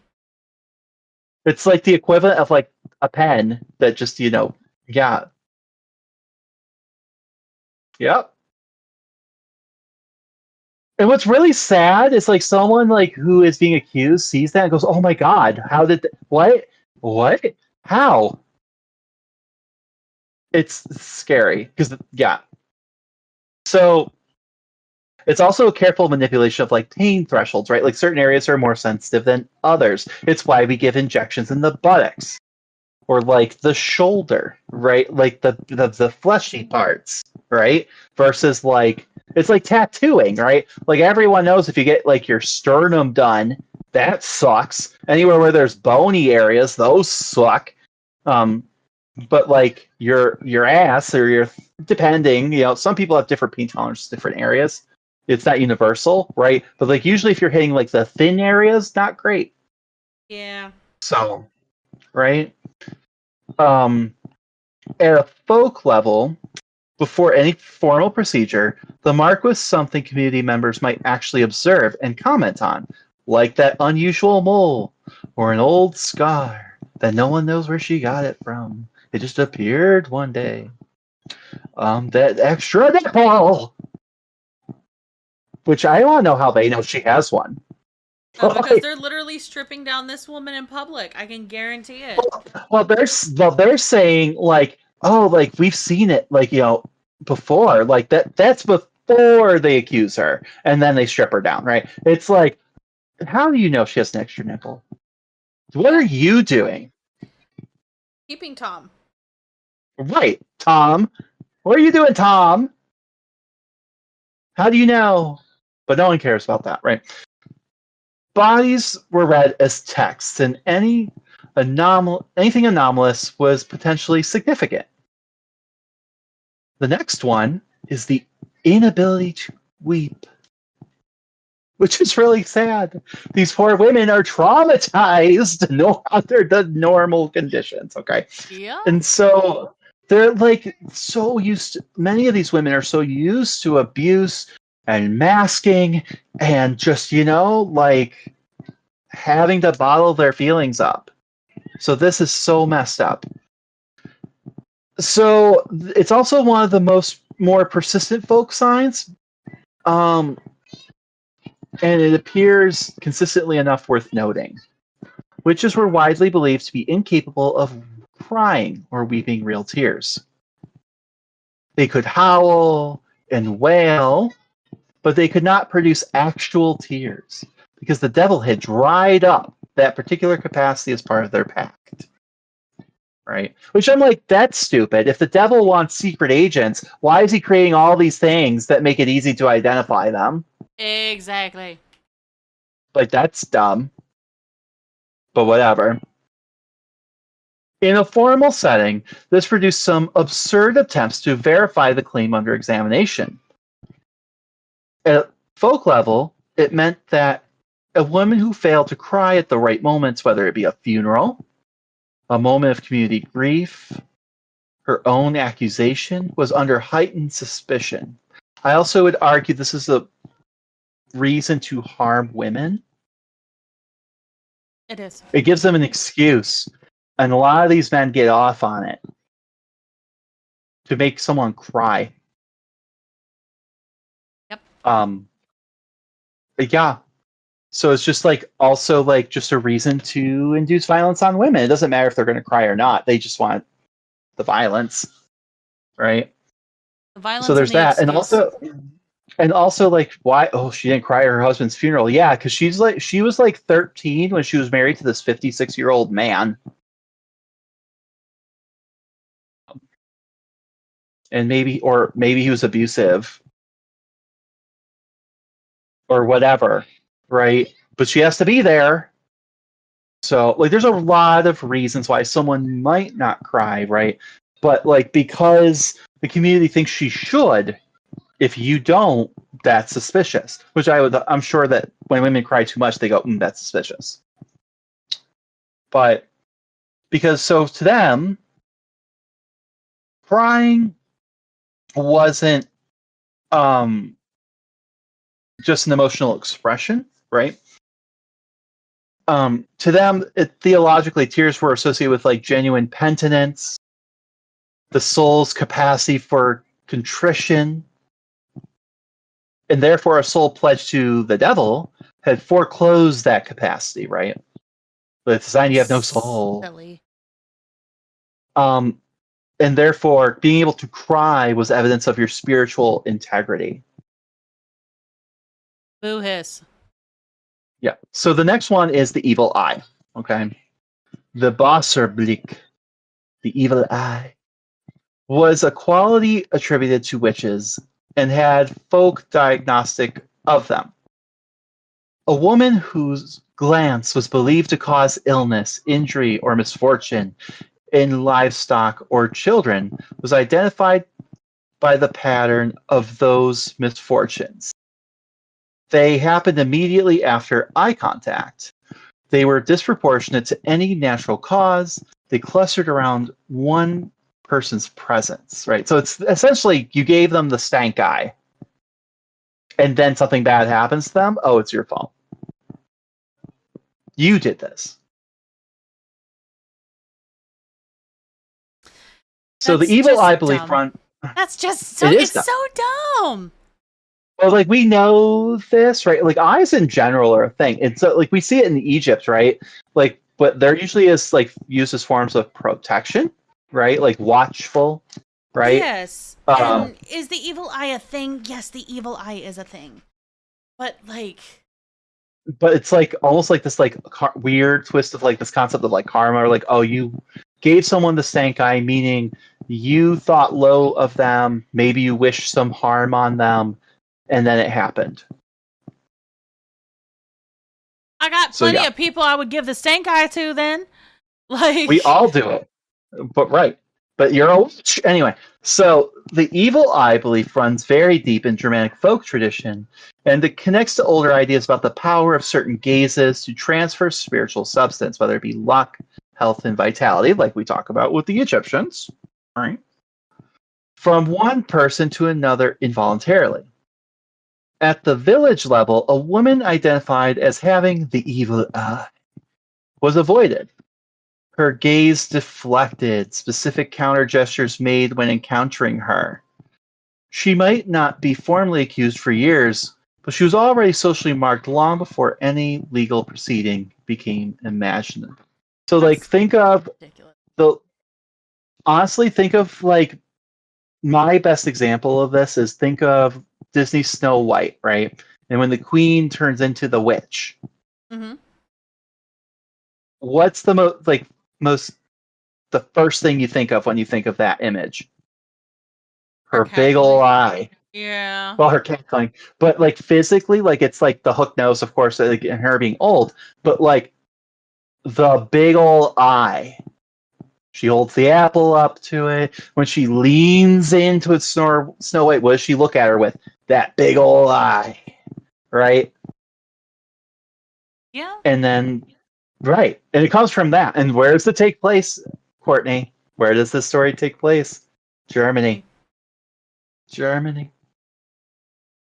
Yeah, and then she looks at her with ill intent, hoping that Snow White does something terrible happens to this girl, and then something does.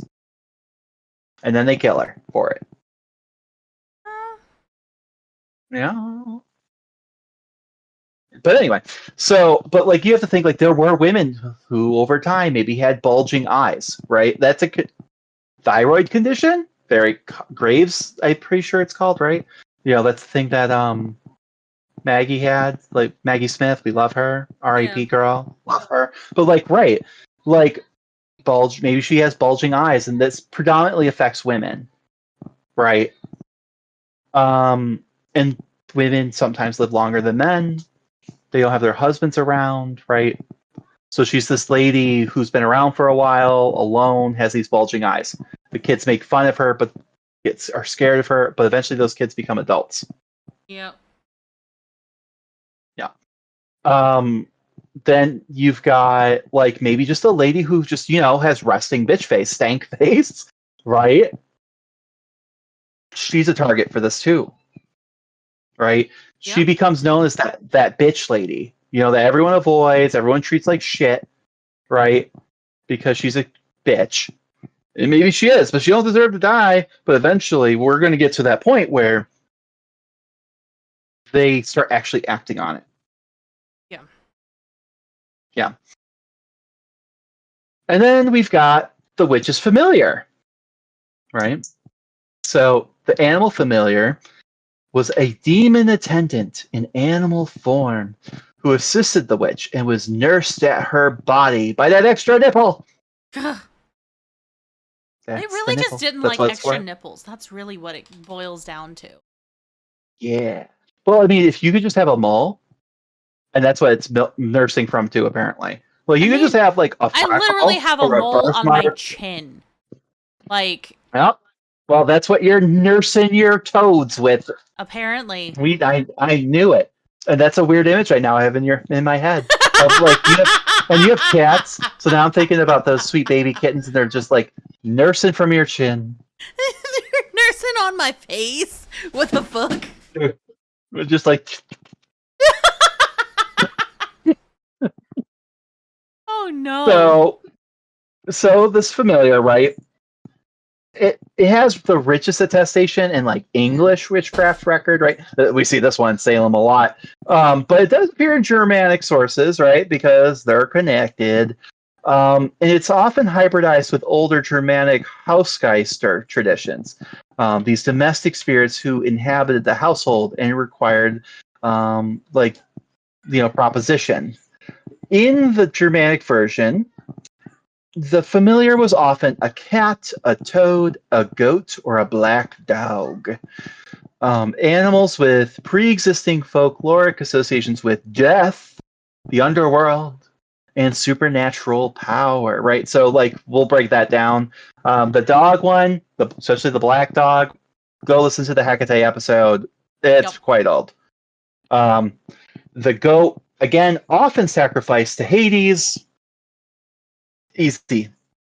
The cat, kind of weirdly, I think it's more of, you could go back to like Egypt and like the bastardization of that, right?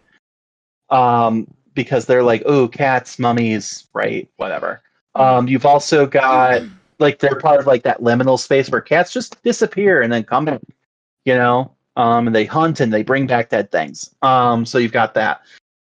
And also the bastardization of the polecat, which was also attributed to Hecate, which sometimes gets confused later traditions with like cats and wild cats. But a polecat is not a cat at all. It is pretty sure it's a weasel. It's like a very cute weasel. Yes. They're adorable. Not scary, but whatever. Tenacious though. And then toads, because of how toads function, right, and how the medieval world understood them, they didn't understand that like toads, like, or if they did, it was like weird. But a lot of times they were like toads came from the mud, right? It's like why bees were like also associated with the underworld in ancient times. You're like, well, why? Because they Where did lived they go? underground. Yeah. They had ground hives and bees that went underground or into trees, which they assumed went underground. So they were able to go back and forth between the world of the dead and ours. Yep. Right? And so were toads. And they go through metamorphosis. Even if they understood tadpoles turn into frogs, that seemed very magical and like this like weird transformation that's so unusual to what we're used to, right? Like you would see these little fish things and they start growing legs and then they go on land and breathe, and that's weird. And then because they of the way they look, people think they have diseases because they're sticky or weird, and they're like, ew, right? So there you go. Animals with pre-existing folkloric associations, like I said, with death, the underworld, and supernatural powers. A woman who kept unusual numbers of cats. I'm talking to you, JD Vance. Mm-hmm. Who fed animals secretly. That's my husband. He wants to feed raccoons. He loves raccoons, and he's like, we need to feed them, and then they can become ours. And I'm like, that's dangerous, but I love you. He just wants a raccoon. Who seem to have a particular and inexplicable bond with livestock were vulnerable to familiar accusation, which is so honestly heartbreaking to me, because so it's like the people, I think of all the historical neurospicy people who bonded with animals better than people, or just in general, like your cat ladies, right, who are lonely and just they found companionship, or just people who interact with animals well because they're just nice people, and animals usually pick up on that. These are the last people who should be dying and accused of these terrible things, and they're the ones who are going to be accused. Well, of course, because so it's so heartbreaking. weird, and why aren't you conforming to what we're doing, and what are you doing? Stop it. And then, yep. And then, of course, they have to have an extra nipple. Okay. It's also described as the witch's teat. Teat. So weird. I hate saying the word teat. I don't know why. It's like a weird word. I think it's like more medically accurate, weirdly enough, but it's just like the witch's teat. Like, I don't know. Anyway, from which, I don't know, witch's udder doesn't sound great either. No. I'm just going to call it the witch tit. It's a fucking witch tit. Witch tit. From which this is where the familiar fed, made the body itself evidence, the physical sign of an illegitimate spiritual relationship written directly onto the flesh. Ooh. Spooky. Spooky nipple. Scary nipples. Conservatives go into a haunted house, they just see nipples, they're like, ah. Oh no, and absolutely. And here's the thing, like, I'm going to use that audio for our Halloween episode. Just woo, spooky nipples. It's like you go into like it's like a Republican haunted house, and it's just like extra nipples. Oh, there's just nipples on the wall, and then they go to another room. It's like a lady petting cats. Like, Jenny and she Vance didn't warned want us about this. And then she looks up. She goes, "And I don't want kids." They run away. They would cry. And then someone's like, "Also, like maybe we should give people medical care." Anyway, so the last one we'll talk about is like behavioral and social science. I find these ones are honestly the most heartbreaking. So at the most practical and mundane level, communities identify potential witches through their observed behavior and accumulated social relationship patterns. The woman who muttered when she left a house where she had been refused something. The woman who arrived at a neighbor's home just before misfortune that followed. The woman who seemed to know about events she couldn't have witnessed. The woman who avoided church, who declined communion, who flinched at the gospel reading, or could not recite the Lord's Prayer without stumbling. All these were read as significant. And I just want to take a moment to break that down, right? Think about any grandma who might have dementia. Mm-hmm. All of these things. Or, literally, God forbid, a lisp. A lisp, right? A stutter. We've got a stutter, right? Maybe she had epilepsy. Unfortunately, she got hit so hard. This is terrible, but got hit so hard there was brain damage. Happens a lot in this time period, right? Maybe she was exposed to something toxic, lead, whatever, right? There's a lot of these different work that you're exposed to chemicals and crap. Like maybe she had fever when she was a kid, or just the idea that, like, she goes to some, like, I don't know, the store, the guy treats her like shit, and because she's in a society where she's never allowed to express herself, she walks out the store, thinks she's alone, she's like, that fucking asshole. That's enough. You're a witch because someone saw you when you thought no one could see you. And then if you say, I didn't think anyone could see me, that made it worse somehow. Because you need to be perfect. And if you're too perfect, that's bad too. Yeah. Perfect for who? So, the woman who so all of these were read as significant, right? The social memory of a village was the primary database for witch identification.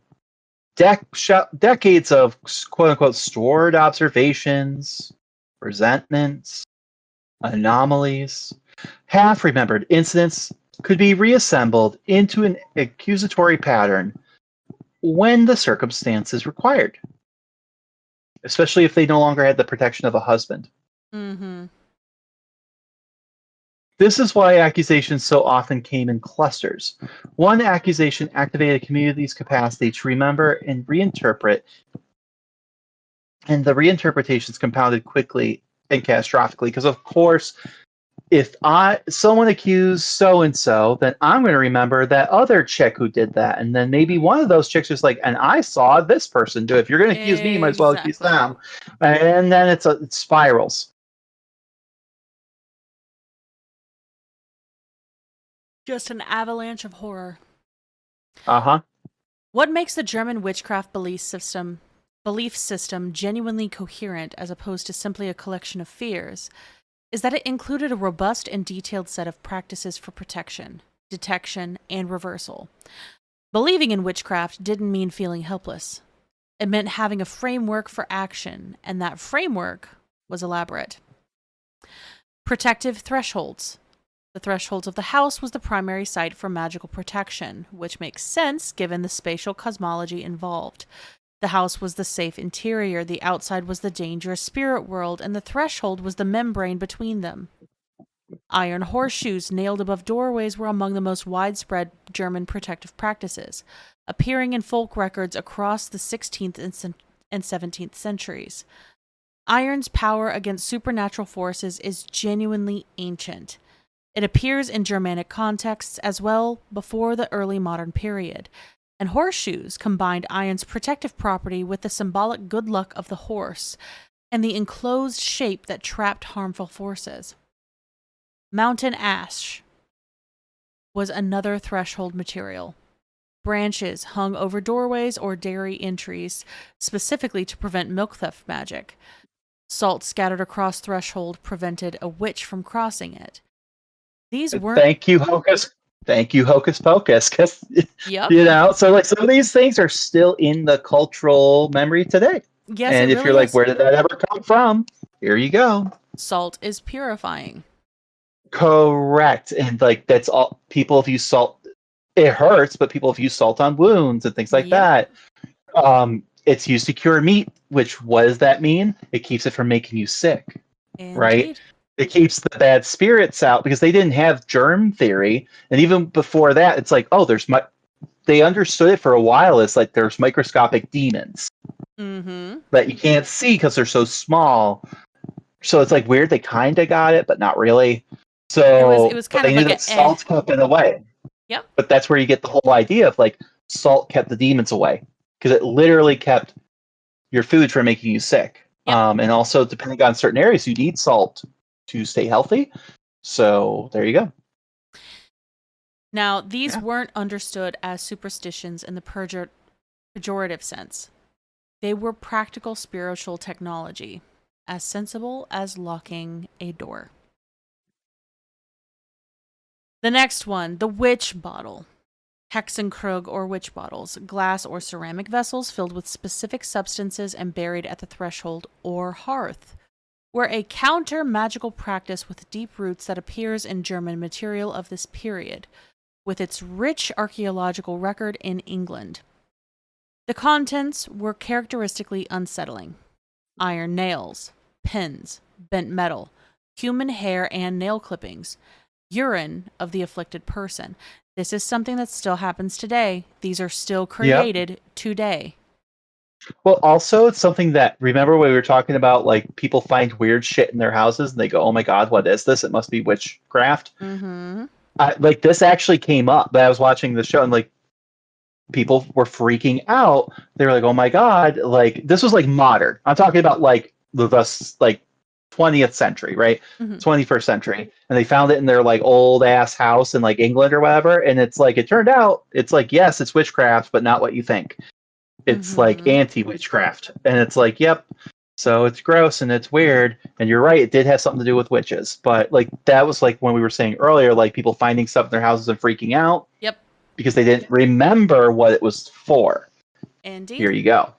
Great example of that. The logic was deflective and retributive. The witch who had sent harmful magic towards your household would be drawn back towards the buried bottle, her own magic turned against her by the sympathetic connection through the urine and hair. The iron pins would pierce her, the bent metal would confuse and trap her power.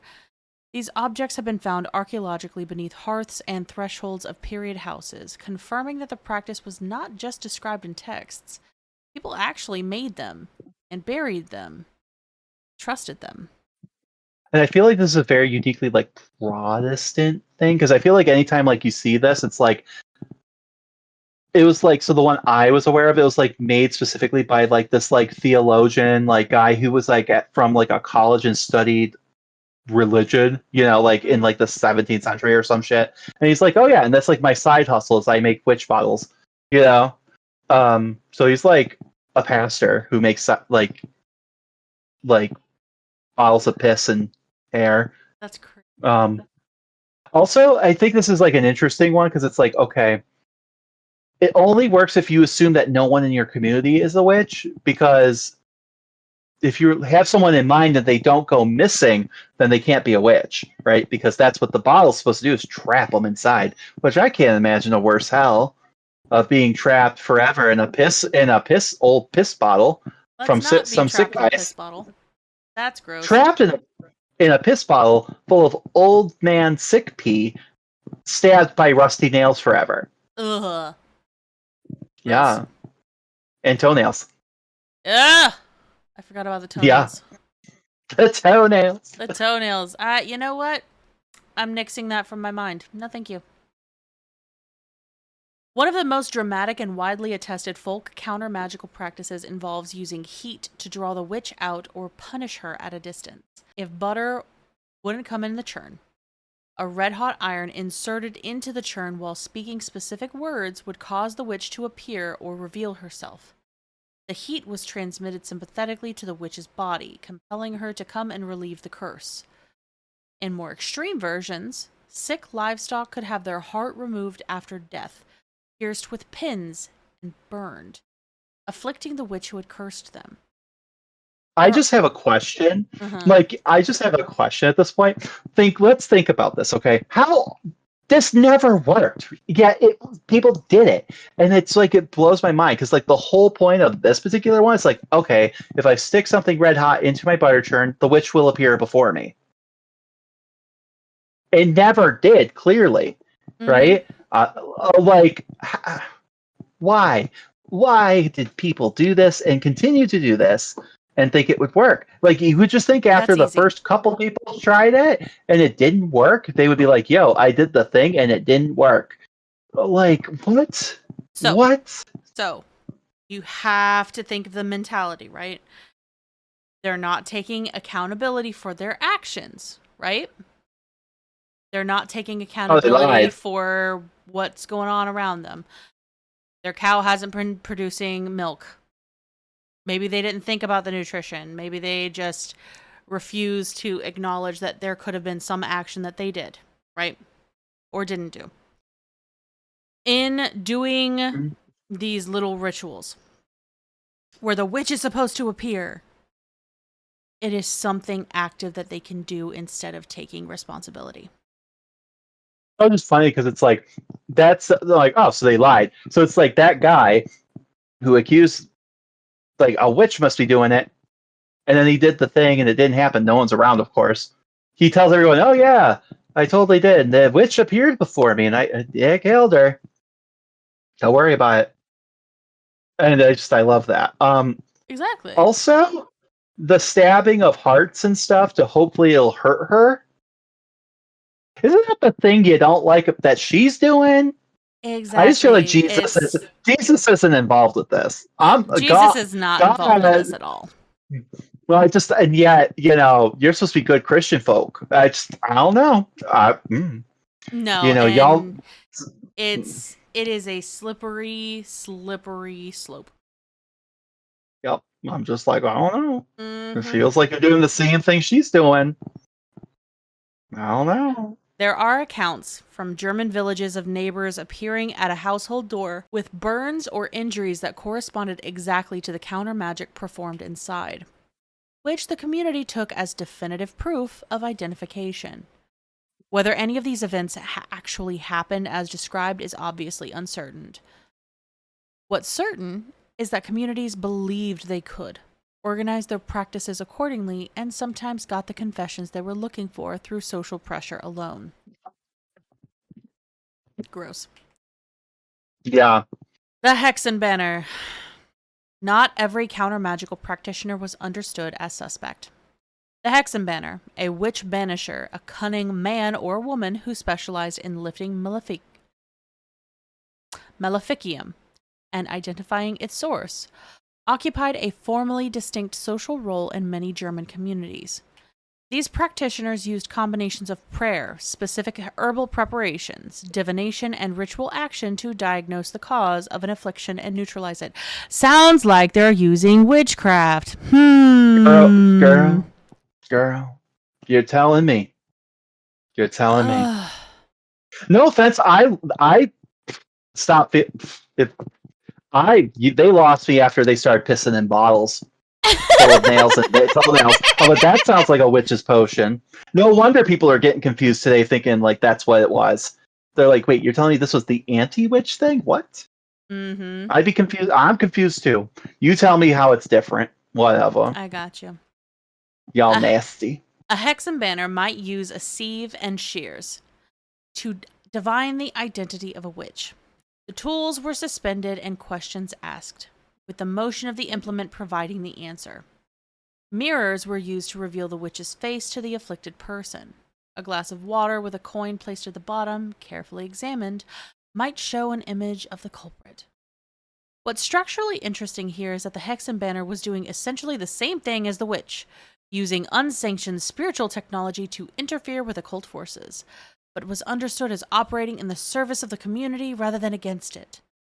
The line was always precarious, and Hexen Banner were sometimes themselves accused, their protective functions suddenly read as its opposite. So when you become a community dog, don't be shocked when they shoot you too.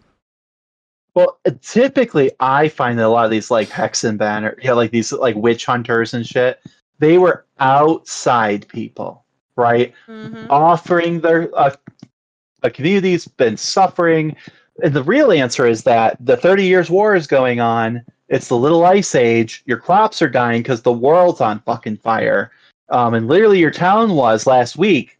And he's like, I've got the reason all this bad stuff's happening that in this little town that you've never left because it's great everywhere else. Don't Google it.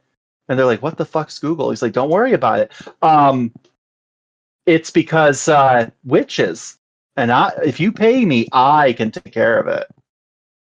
It's charlatan bullshit, and sometimes they get caught in their charlatan bullshit. That's what it really is. 1000%. Mm-hmm. So let's look at the protective herbs and substances now. Beyond rowan and iron, specific plants carried strong protective associations in the German folk record. Rue was considered particularly effective against witchcraft and the evil eye, worn on the person or strewn around the house. St. John's wort, gathered specifically on Midsummer Night, when its powers were believed to be the highest, protected against night riders and harmful spirits. Garlic had protective properties too, too well known enough to need elaboration. Specific prayers, sometimes Orthodox Christian prayers, sometimes hybrid formulas, mixing Christian names with older verbal structures that look suspiciously like charms, were spoken over livestock, over children, over the butter churn, over the household at nightfall.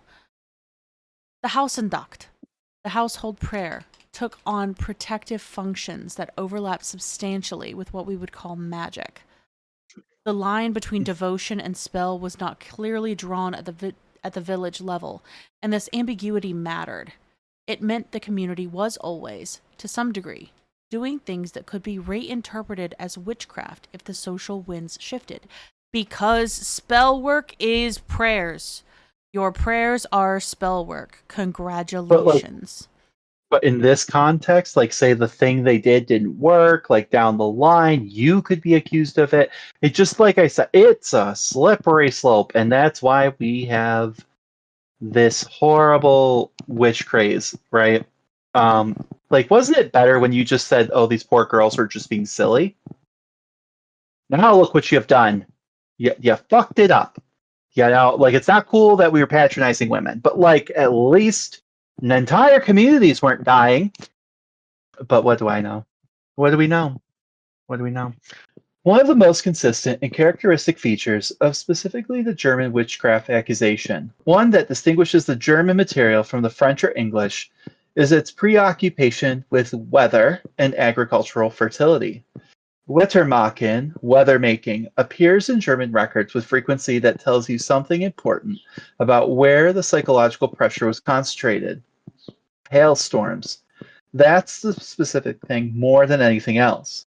Not lightning or drought or floods, hailstorms. Those sudden catastrophic events that could destroy an entire growing season within the space of a half an hour. Which, I mean, this is part of that little ice age thing.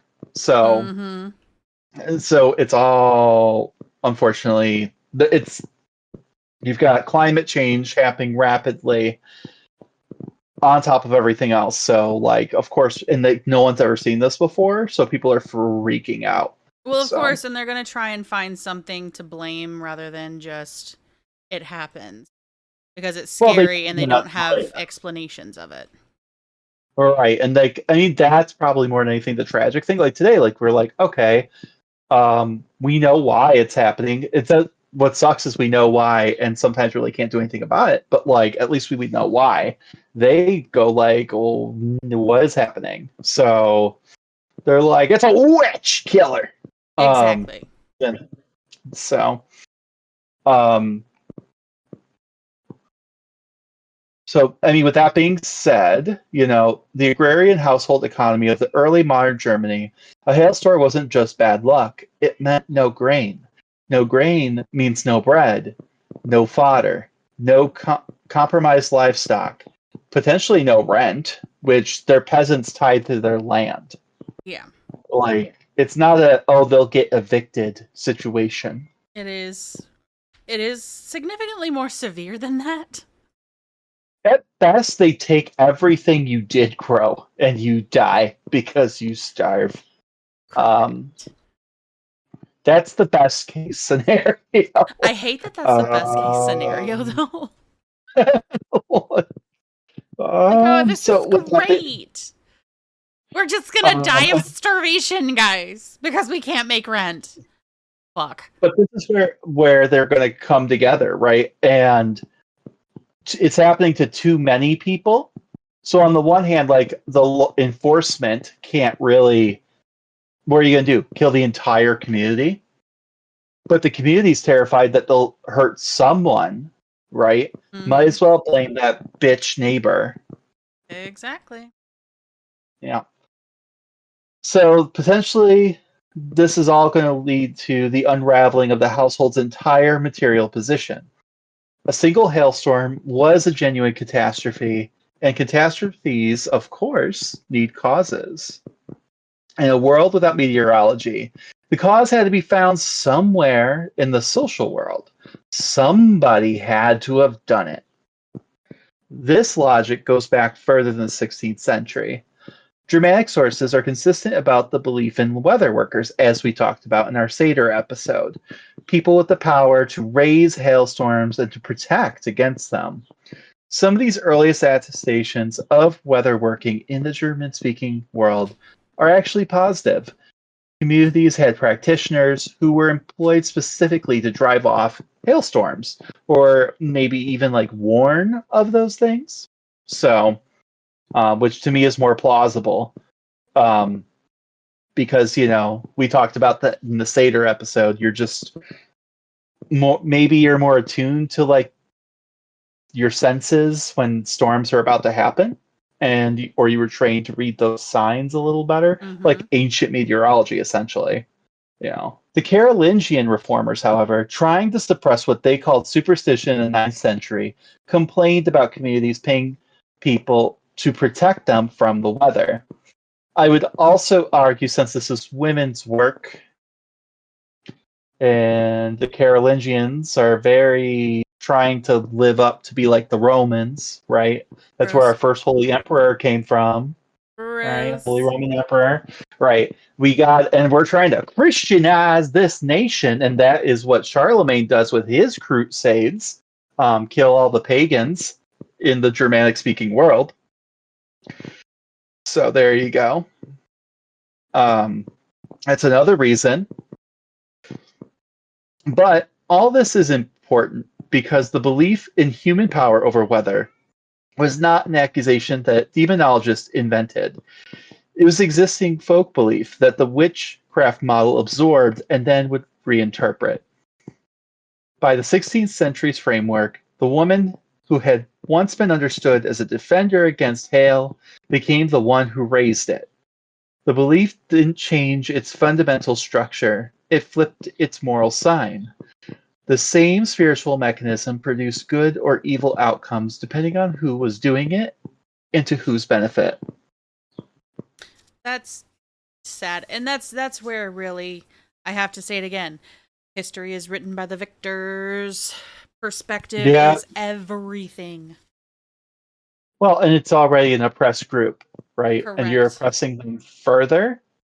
But you're wanting justification to do so. That's the important part, because you have to be justified in your prosecution. Correct. And do I think, like, in these communities always that someone's just waiting around for the perfect moment to accuse Bertha, that old lady next door? No. But, like, if someone's already, like, viewed, like, she's a little weird, she's an odd one, that's enough sometimes that when something bad does happen and you're looking around, like, you're not going to blame the men, really, even if they're assholes. But, like, you are going to blame the strange lady who lives alone. Like, maybe she's not as nice as she seems because she is odd. And that's enough sometimes for people to question it. And that's I think that's some of the more tragic stories. Because we always have this image in our head that's always like someone that the neighborhood didn't like. It's not always the case. But it is always someone who's different. And just kind of outside, maybe not mingling in the way that the church believes that they should. Or just socially, right? Like, again, like you look at the Salem witch trials and you have that one, I forget her name. It was the old lady there, but she had a husband and everything, and everyone liked her, for the most part. she had a lot of land, and there was like one or two broads who didn't get along with her, but for the most part, everyone got along with her until, you know.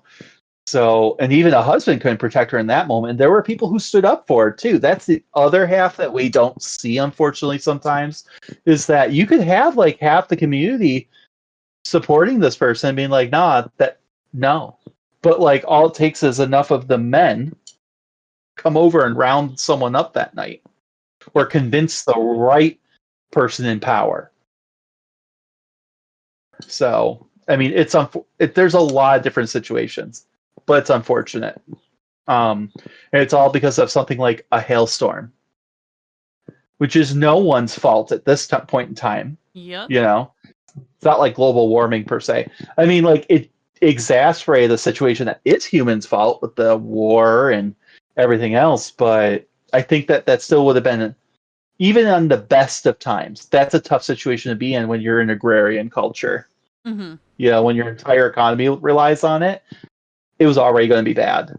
So speaking of the 30 Years' War, the Reformation deserves more space in discussions of witchcraft belief than it usually gets, which I think you and I both can agree that's probably not a coincidence. No, it's not. You know?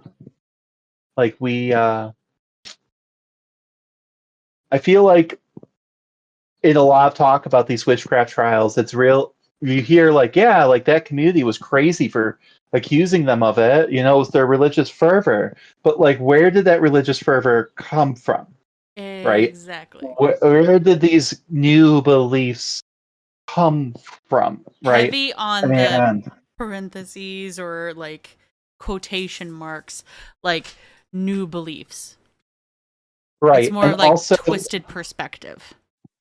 correct. And even then, right, you know, this isn't like railing on Protestants, because like the Catholics are eventually going to join in on the fun too. But like, it's more of a, like, when they talk about like Salem, they go like, man, this community got like real spooked, and like the religion, they may mention the religion a little bit, but a lot of the blame goes to like individuals, or the teenage girls are blamed a lot. Like those mean girl bitches, they're the ones who started this whole thing. It's their fault. But it's wouldn't the Puritans. Like the Puritans are fucking scary, my guy.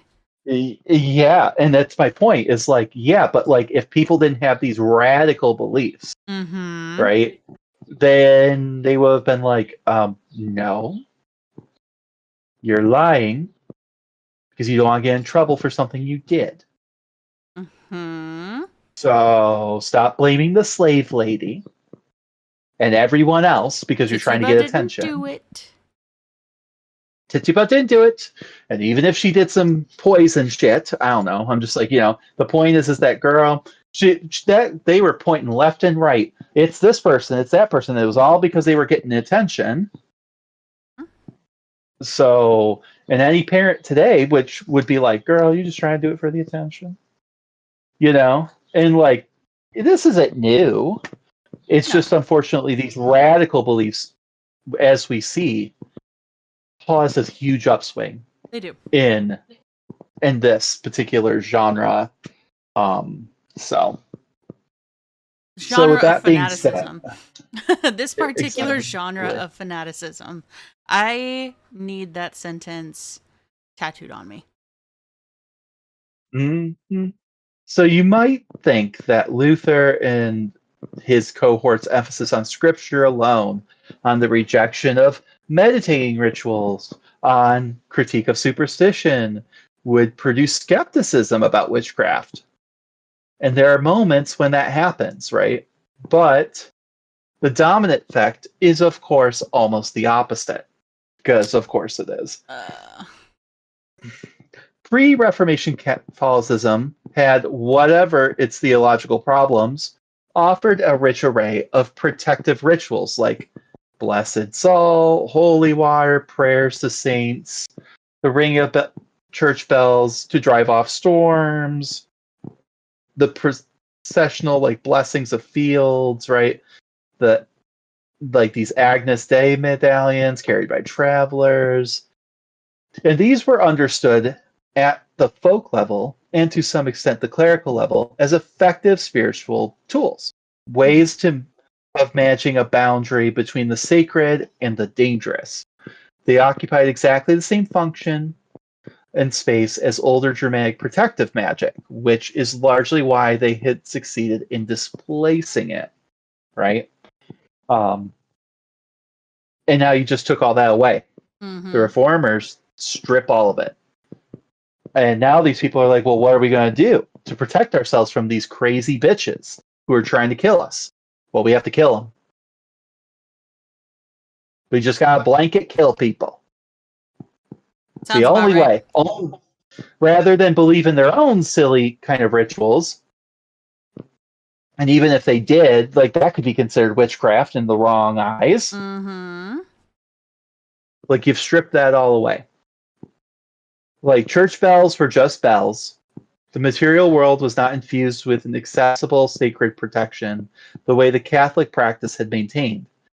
Like, like you see that all the time. Like people would touch relics or what they believed to be relics, right? And it would cure them of whatever was afflicting them or whatever. Now, if they're afflicted with something, that's almost something else too. Like now that you have like an affliction where before it might actually just be considered like a disease. Mm-hmm. Well, now it's a curse. Mm-hmm. Because if I'm doing all the right things and God is then it must be someone actively acting against me. Versus like just treating it a certain right. And there are some who are like, oh, this is like a test from God and whatever, right? Like it's what you're supposed to do, I guess. But like most people aren't very good at introspection like that. No, even today, it's either the same or worse, in my opinion. Right. It's like, oh, the reason we're suffering is because like we're not a Christian nation. I don't know, One because down, all the gays. 2 to go.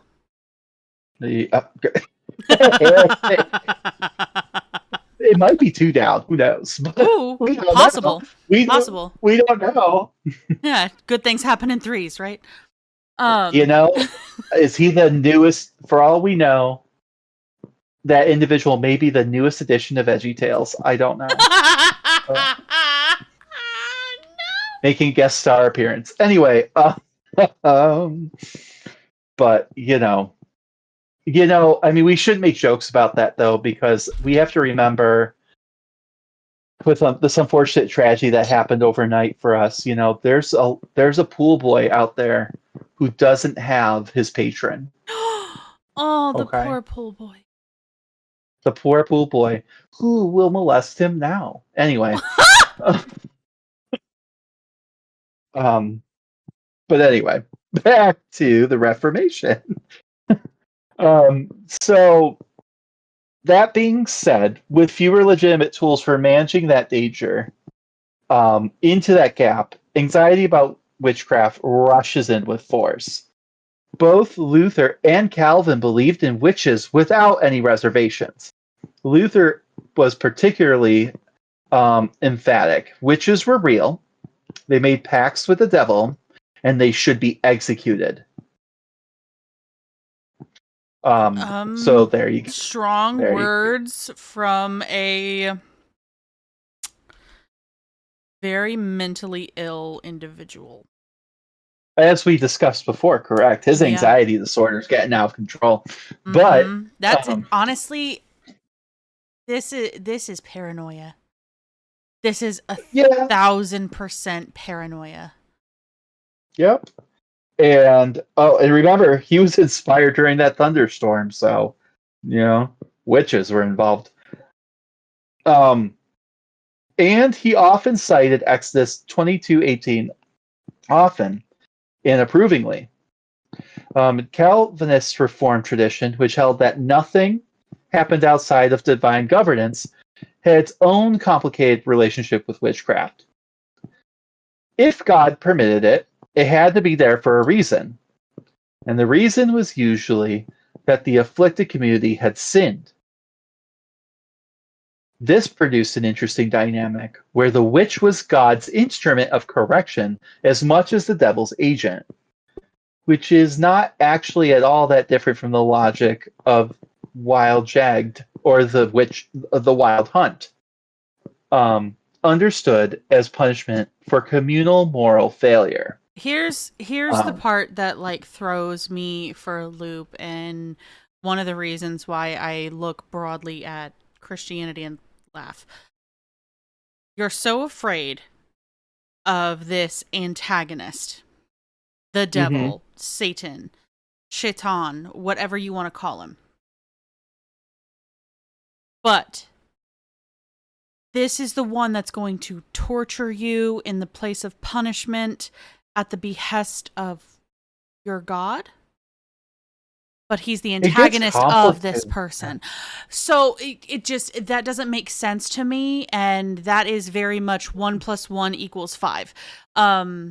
There is something missing. I'm sure there is someone very religious who would try to explain it. I know some of it.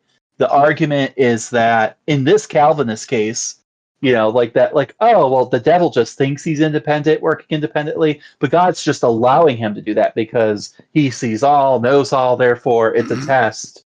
And he is working through the devil, even though the devil doesn't know it. That's fucking backwards, hilarious logic. And it's like, also, he's doing all that because he loves you and thinks you can grow. And all I can see is a parent getting ready to beat a child. This is to teach you a lesson. Yep. It's given that energy. Guess what? That's gaslighting and abuse. That is not done by a loving parent. I think it comes from a culture where people did do those things, right? Mm-hmm. Therefore, it was systematized and normalized into religion in general. And, like, that's a rabbit hole and a tale for another day. And I know that a lot of people are very sensitive to a lot of that, right? And I know people who are maybe like, Christian or whatever, who aren't like that. And I know people who are Christian who are like that. I don't want to punish an entire people, for the actions of a few. And I've known people who do beautiful things through this religion. Mm-hmm. So it gets weird. But like, as far as the logic of a lot, it's weird. And I give it side eye.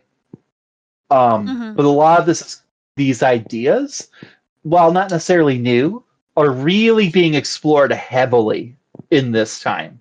And they are being influenced by like the Wild Hunt and things like that, which is also like a subconscious way to kind of allow for these like almost pagan ideas to have a space, right? Or it's so just deeply ingrained in the cultural zeitgeist that it's like they don't even realize they're making that like comparison.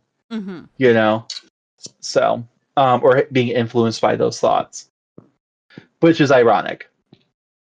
But what the Reformation did above all was intensify the sense that the world was a battlefield between cosmic forces of good and evil, with no safe neutral ground.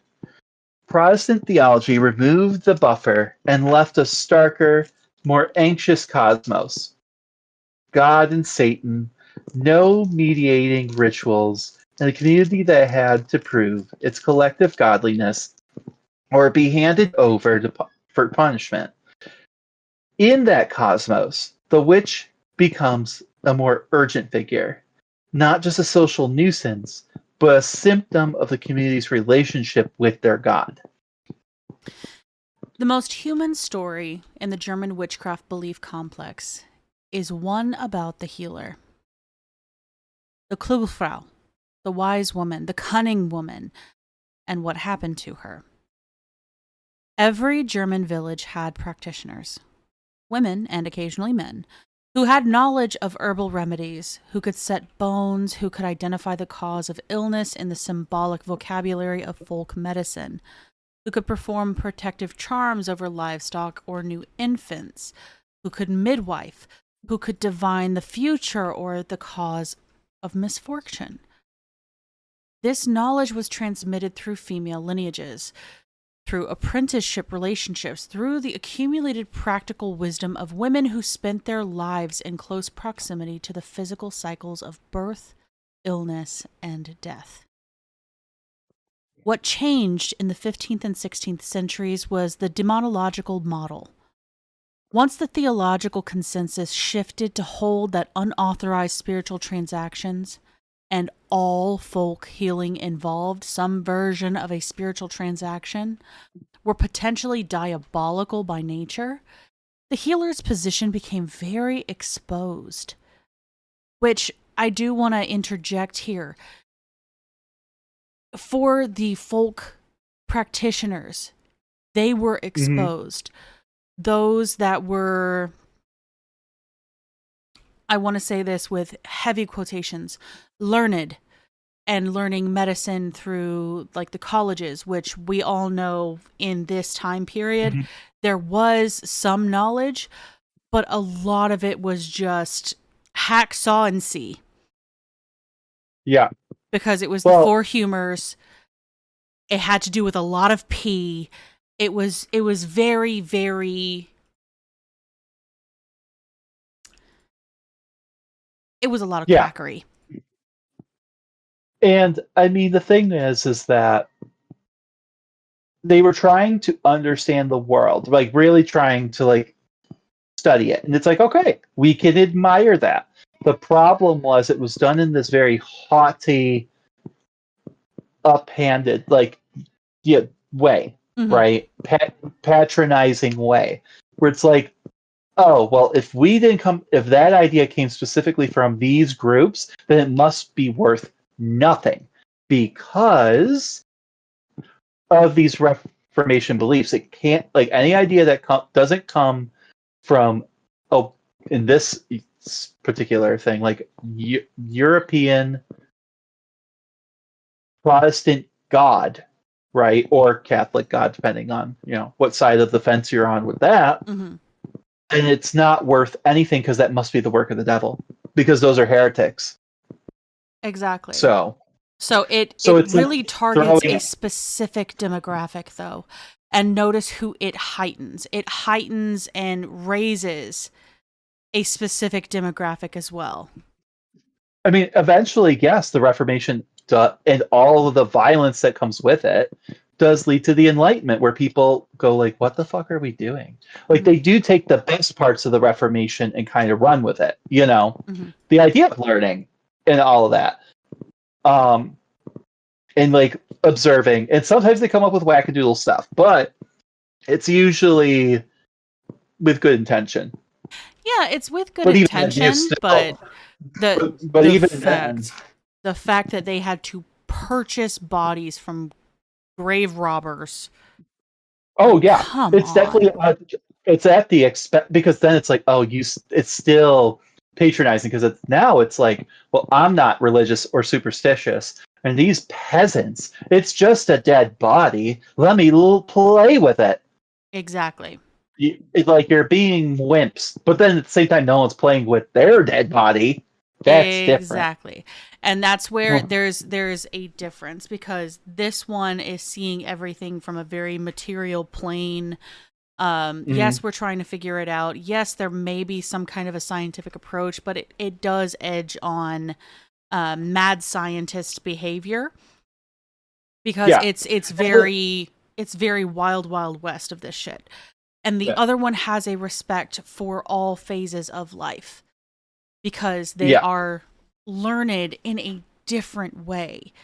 But because they were learned through apprenticeship in the villages, treating the people, having that very human connection, that was demonized.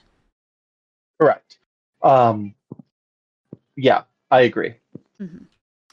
So our healers, they had been doing something communities valued. She now potentially stood accused of doing something diabolical in a theological framework she may not have even fully understood. The grammar of the healing charm and the cursing charm were identical. And this is not just an outsider's observation. It's noted in the sources themselves. The same ritual technology applied differently could bless or harm. A woman who knew how to counter a disease also theoretically knew how to produce it. The community that had used her services for years held in its collective memory all the evidence it needed to reinterpret those services as maleficium if the relationship soured. And relationships did sour. The German sources show a consistent pattern. An accusation of witchcraft frequently follows a rupture in a social relationship in which one party had provided services or charity to another and had been refused or cheated. A classic scenario: a beggar woman, often older, often widowed, often on the social and economic margins, asks a more prosperous neighbor for milk, bread, or money. The neighbor refuses. Shortly afterward, the neighbor's cow goes dry or a child falls sick. The beggar woman that had been known as a healer, now the community remembers her healing in a different light. The service relationship had been the container that kept her power legible as beneficial. Once the container broke, the power could be reread. And my thought is simply this. If you're a Christian, I guess, you could also just, instead of taking this convoluted route that, oh, it must be her fault that everything bad's happening to me after I told her no, I'm not giving her any milk, the filthy bitch. God could just be punishing you for being a dick. Mm-hmm. Let's take the easier path.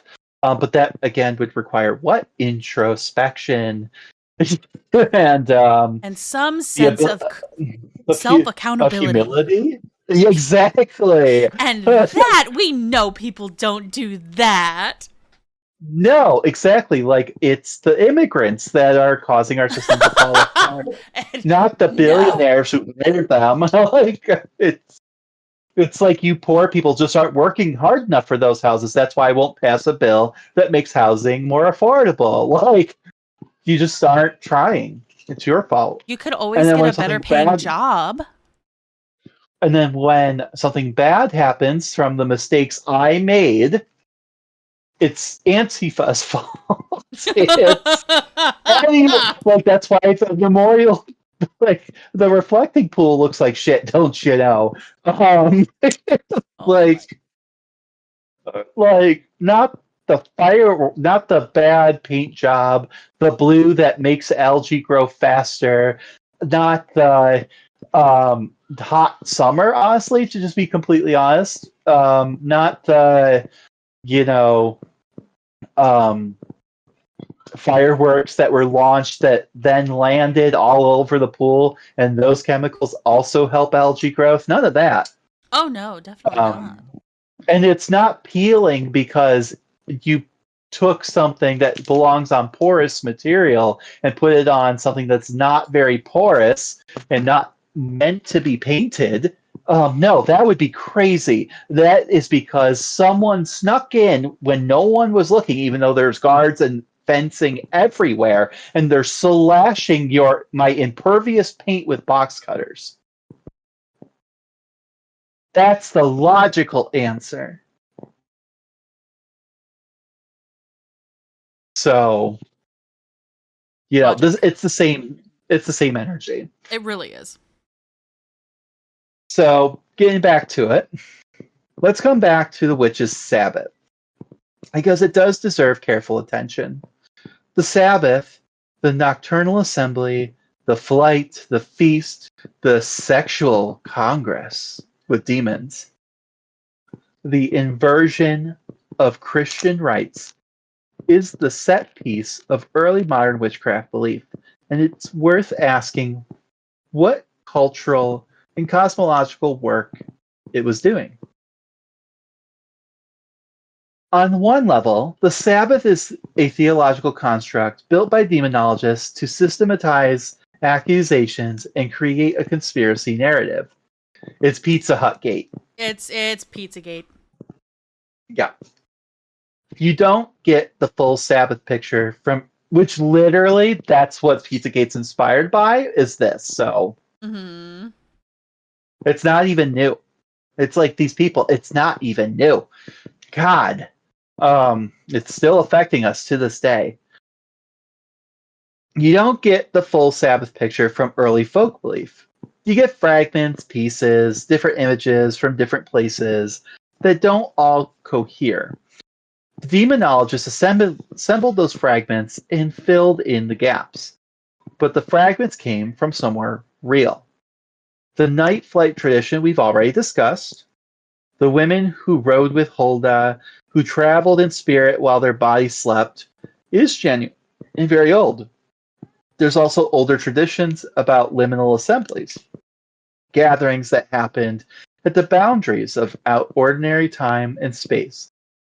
So, like some of the ones we've talked about in the old pagan past, right? Like the Eleusinian mysteries, the Dionysian ones. You could go into like so many from this Yeah, Greco-Roman world. you could go to pretty much any of the Hellenistic mystery cults, and they really, really, really had a lot of like initiation rituals, which required a death in a sense. Think of it as a death of ignorance. Think of it as a rebirth in knowledge, instead of like a actual death. But you had a lot of these things going on, and you become the liminal space in that moment because Right, you're and between death and rebirth during these rituals. well, and it also like really harkens back to like the Mithras cult, for example, right? Like where they all met underground, like in a cave or a basement, right? And they would cut the head, like slay a bull and bleed it and drink the blood and all that, right? Mhm. Like it's like there's like a code for, and like pieces, right, are being gathered, right? And then there's other ones too, like the 12 Days of Christmas, when Perchta walked abroad. You've got, well, Purgisnacht, the last night of April, midsummer. These were times when the spirit world pressed closer, when unusual things could happen, when normal rules didn't apply. The idea of a special nocturnal gathering at a liminal moment is not an invention. It's an elaboration of an existing cosmological category that is found all over the world. Yes. The specific site, most famous in German tradition, though, is Brocken, the highest peak of the Harz Mountains, Blocksberg in the common name. The Brocken is a real mountain with real meteorological peculiarities. There's frequent fog, sudden storms. The famous Brockengespenst. Oh God. Brockengespenst. Brockengespenst, or Brockenspector, where your shadow is projected onto the clouds in an enormous magnified halo. It is the kind of place where visible world does strange things, and its association with the supernatural gathering almost certainly predates its Christian era witchcraft association. The inversion structure of the Sabbath, everything done backwards, the devil's mass, the obscene kiss. Do you know what the obscene kiss is? Honestly, I've heard of it. I'm not quite sure what it is. Kissing Satan's asshole. Oh, oh, that's just gnarly. It's eating ass. Oh Yeah. boy. I mean, my best guess was going to be cunnilingus, but Nope. It's you kiss Satan's asshole. Oh, You, okay. it's which no hate. Like, Do your thing. Like, you toss see, your salad, but like, okay. yep. Not in this era. No, ma'am. When anything but missionary Like, you can't even give a blowy. No, girl. Look, you can't even put your dick in her pooper, let alone the other way around. No, ma'am. So there you go. Now you know what the obscene kiss is. Oh my god. There's the trampling of the cross, which this one is still relevant. And whenever you see the outrage of the trampling of the flag, That's exactly what I was thinking. yeah. So this tells you what the Sabbath was doing theologically. Also, this tells you why our flag and a lot of this stuff, like, it's a cult. It's a cult. But it's a mirror image of the Christian community, defined by negation, the Mass, the shared Eucharist, hierarchical participation in divine order. The Sabbath inverted all of it. A communal feast, but of corruption and infanticide. Because yes, there's baby eating. There's Well, baby because eating. that's the worst thing that you could really do. That's Yeah. the worst thing that you could really do is eating babies. It's eating the next generation. It's preventing life from continuing. I would think a true inversion means then that Jesus ate like some sinner old guy.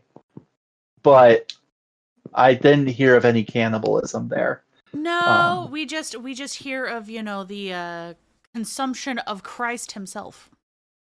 Right, which, I mean, I guess he's consenting. But, like, I mean, he's the one that gave it up. So I guess. Yeah. So this anyway. is my body. This is my blood. Yeah. And that's what the Protestants at this time are also arguing against, right? Like, they're like, no, it was all meant to be symbolic, all that good stuff. But a hierarchical gathering this was, but under the Lord of Hell. Sexual communion, but perverted, joyless, and coerced. The sexual communion, the orgies. Joyless sexual communion. No, thank you. That sounds like some old shit. Like, they're I'm just thinking of some sweet, innocent prude, who's like, "Ooh, I heard there's a gathering and there's going to be some tossed salad." And she shows up and she's like, "Oh no, that's not salad. Ooh. You are perverted and joyless, and I was coerced."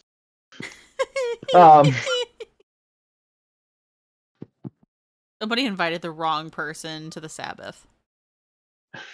So the witch, she's like, "What are you doing with that pineapple?" And I thought the pineapple made a good time. It does. The witch did choose a competing good. She chose the systematic inversion of the good. In Carlo Ginzburg's controversial but fascinating argument in Ecstasies, Deciphering the Witch's Sabbath holds that beneath the elite theological construct, there is a substrate of genuinely old shamanic material. Traditions of spirit journey, of ritual death and return, of battle between spiritual agents over fertility of the land. He draws on the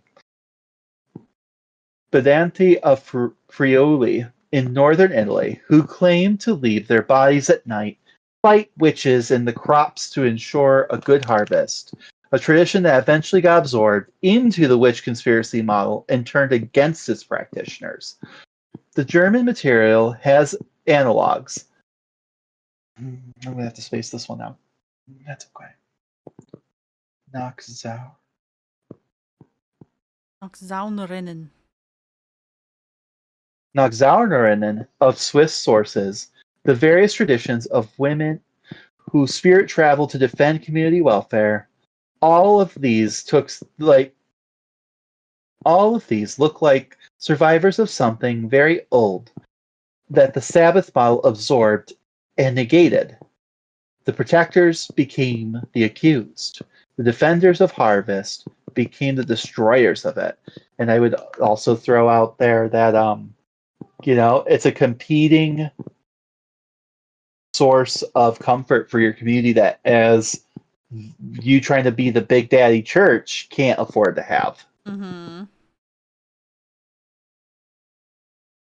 What we pull together at the end is what all of these threads share.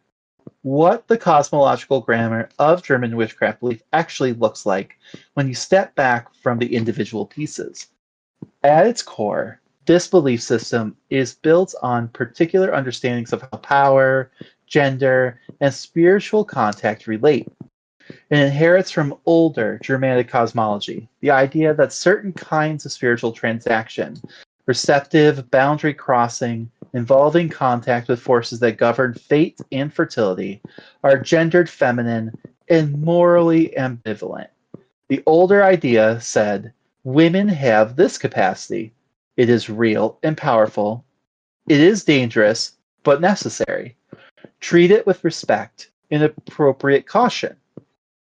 The early modern demonological model says, women have this capacity. It is real. It has been captured and corrupted by the devil. Destroy it. The mechanism of corruption, the pact, borrowed the legal, political vocabulary of the Holy Roman Empire, a world built on sworn loyalty, feudal obligation, and the contractual relationship. The witch is a bad vassal. She has given her fealty to the wrong lord. The devil has marked her body as he would mark property, the physical counterpart of the wax seal on a legal document.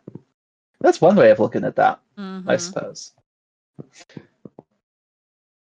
The specific harm she causes, hailstorms, spoiled milk, sick children, failed crops, are all attacks on the agricultural household, the basic unit of the early modern German economy.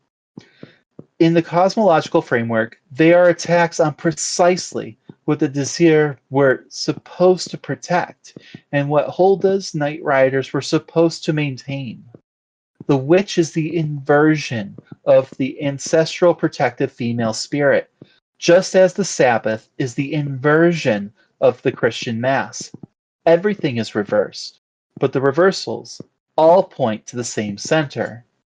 And running underneath all of this is the ergi logic, the deep grammar that says spiritual receptivity is feminine, spiritual porousness is feminine.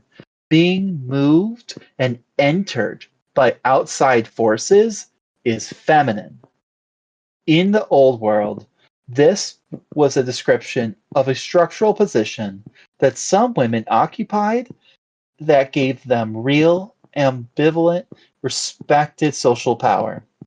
In the early modern world, it became a vulnerability, proof of the female's fundamental instability, her susceptibility to the devil's approach, her inability to maintain the bounded self that proper Christian personhood required.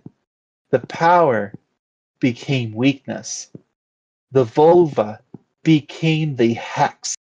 What had been a specialized form of knowledge and contact became the mark of corruption. By the middle of the 17th century, German witchcraft prosecutions began to slow. Skeptical voices that had always existed, Johann Weyer in the 16th century, Friedrich Spie's Cautio Criminalis in 1631, gained more traction. Legal reform introduces procedural checks. The intellectual climate shifts, but the beliefs don't disappear overnight, and the underlying cosmological structures don't disappear at all. Frau Holle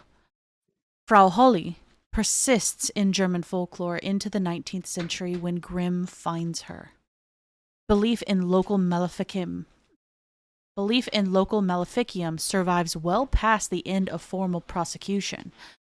The horseshoe stays above the door. The rowan branch stays over the dairy entry. The butter is still watched. What disappears is the specific theological judicial machinery that turned belief into execution. The cosmology lingers, disaggregated back into local folklore, stripped of its most lethal systemization, carrying the memory of much older things. The night riders following their lady, the women who worked at the boundary between the household world and whatever lay outside it, the ambivalent knowledge that had always been woman's particular burden and particular power in the Germanic world. The smoke and the cold midnight rides are separated by 1,000 years. The belief underneath them is the same belief, seen through different lenses, and in the objects buried underneath German thresholds, in the patterns of folk suspicion and counter magic, in the specific plants whose names appear again and again from the penitential's floor. You can still read the shape of something that existed long before anyone called it witchcraft. If you like what you heard today, please give us a positive review on whatever platform you listen to this podcast on. It goes a long way for us to appease the algorithm gods and get this suggested to others just like you. The more we can connect with our fellow history nerds, the more we can build up a community and keep the show going. Also, we have a Patreon where you can hang out with us and get exclusive content, like videos where we might try to make some ancient recipes, talk about topics that couldn't fit into the main arcs of the podcast, and just generally being batshit and dumpster fires, all for the price of a latte per month. Research materials and books cost a lot of money, and it takes a lot of time to create this show, so anything that you provide would be a huge help. We can't wait to see you again next week, and as always, thanks for listening. Bye for now. Bye, guys.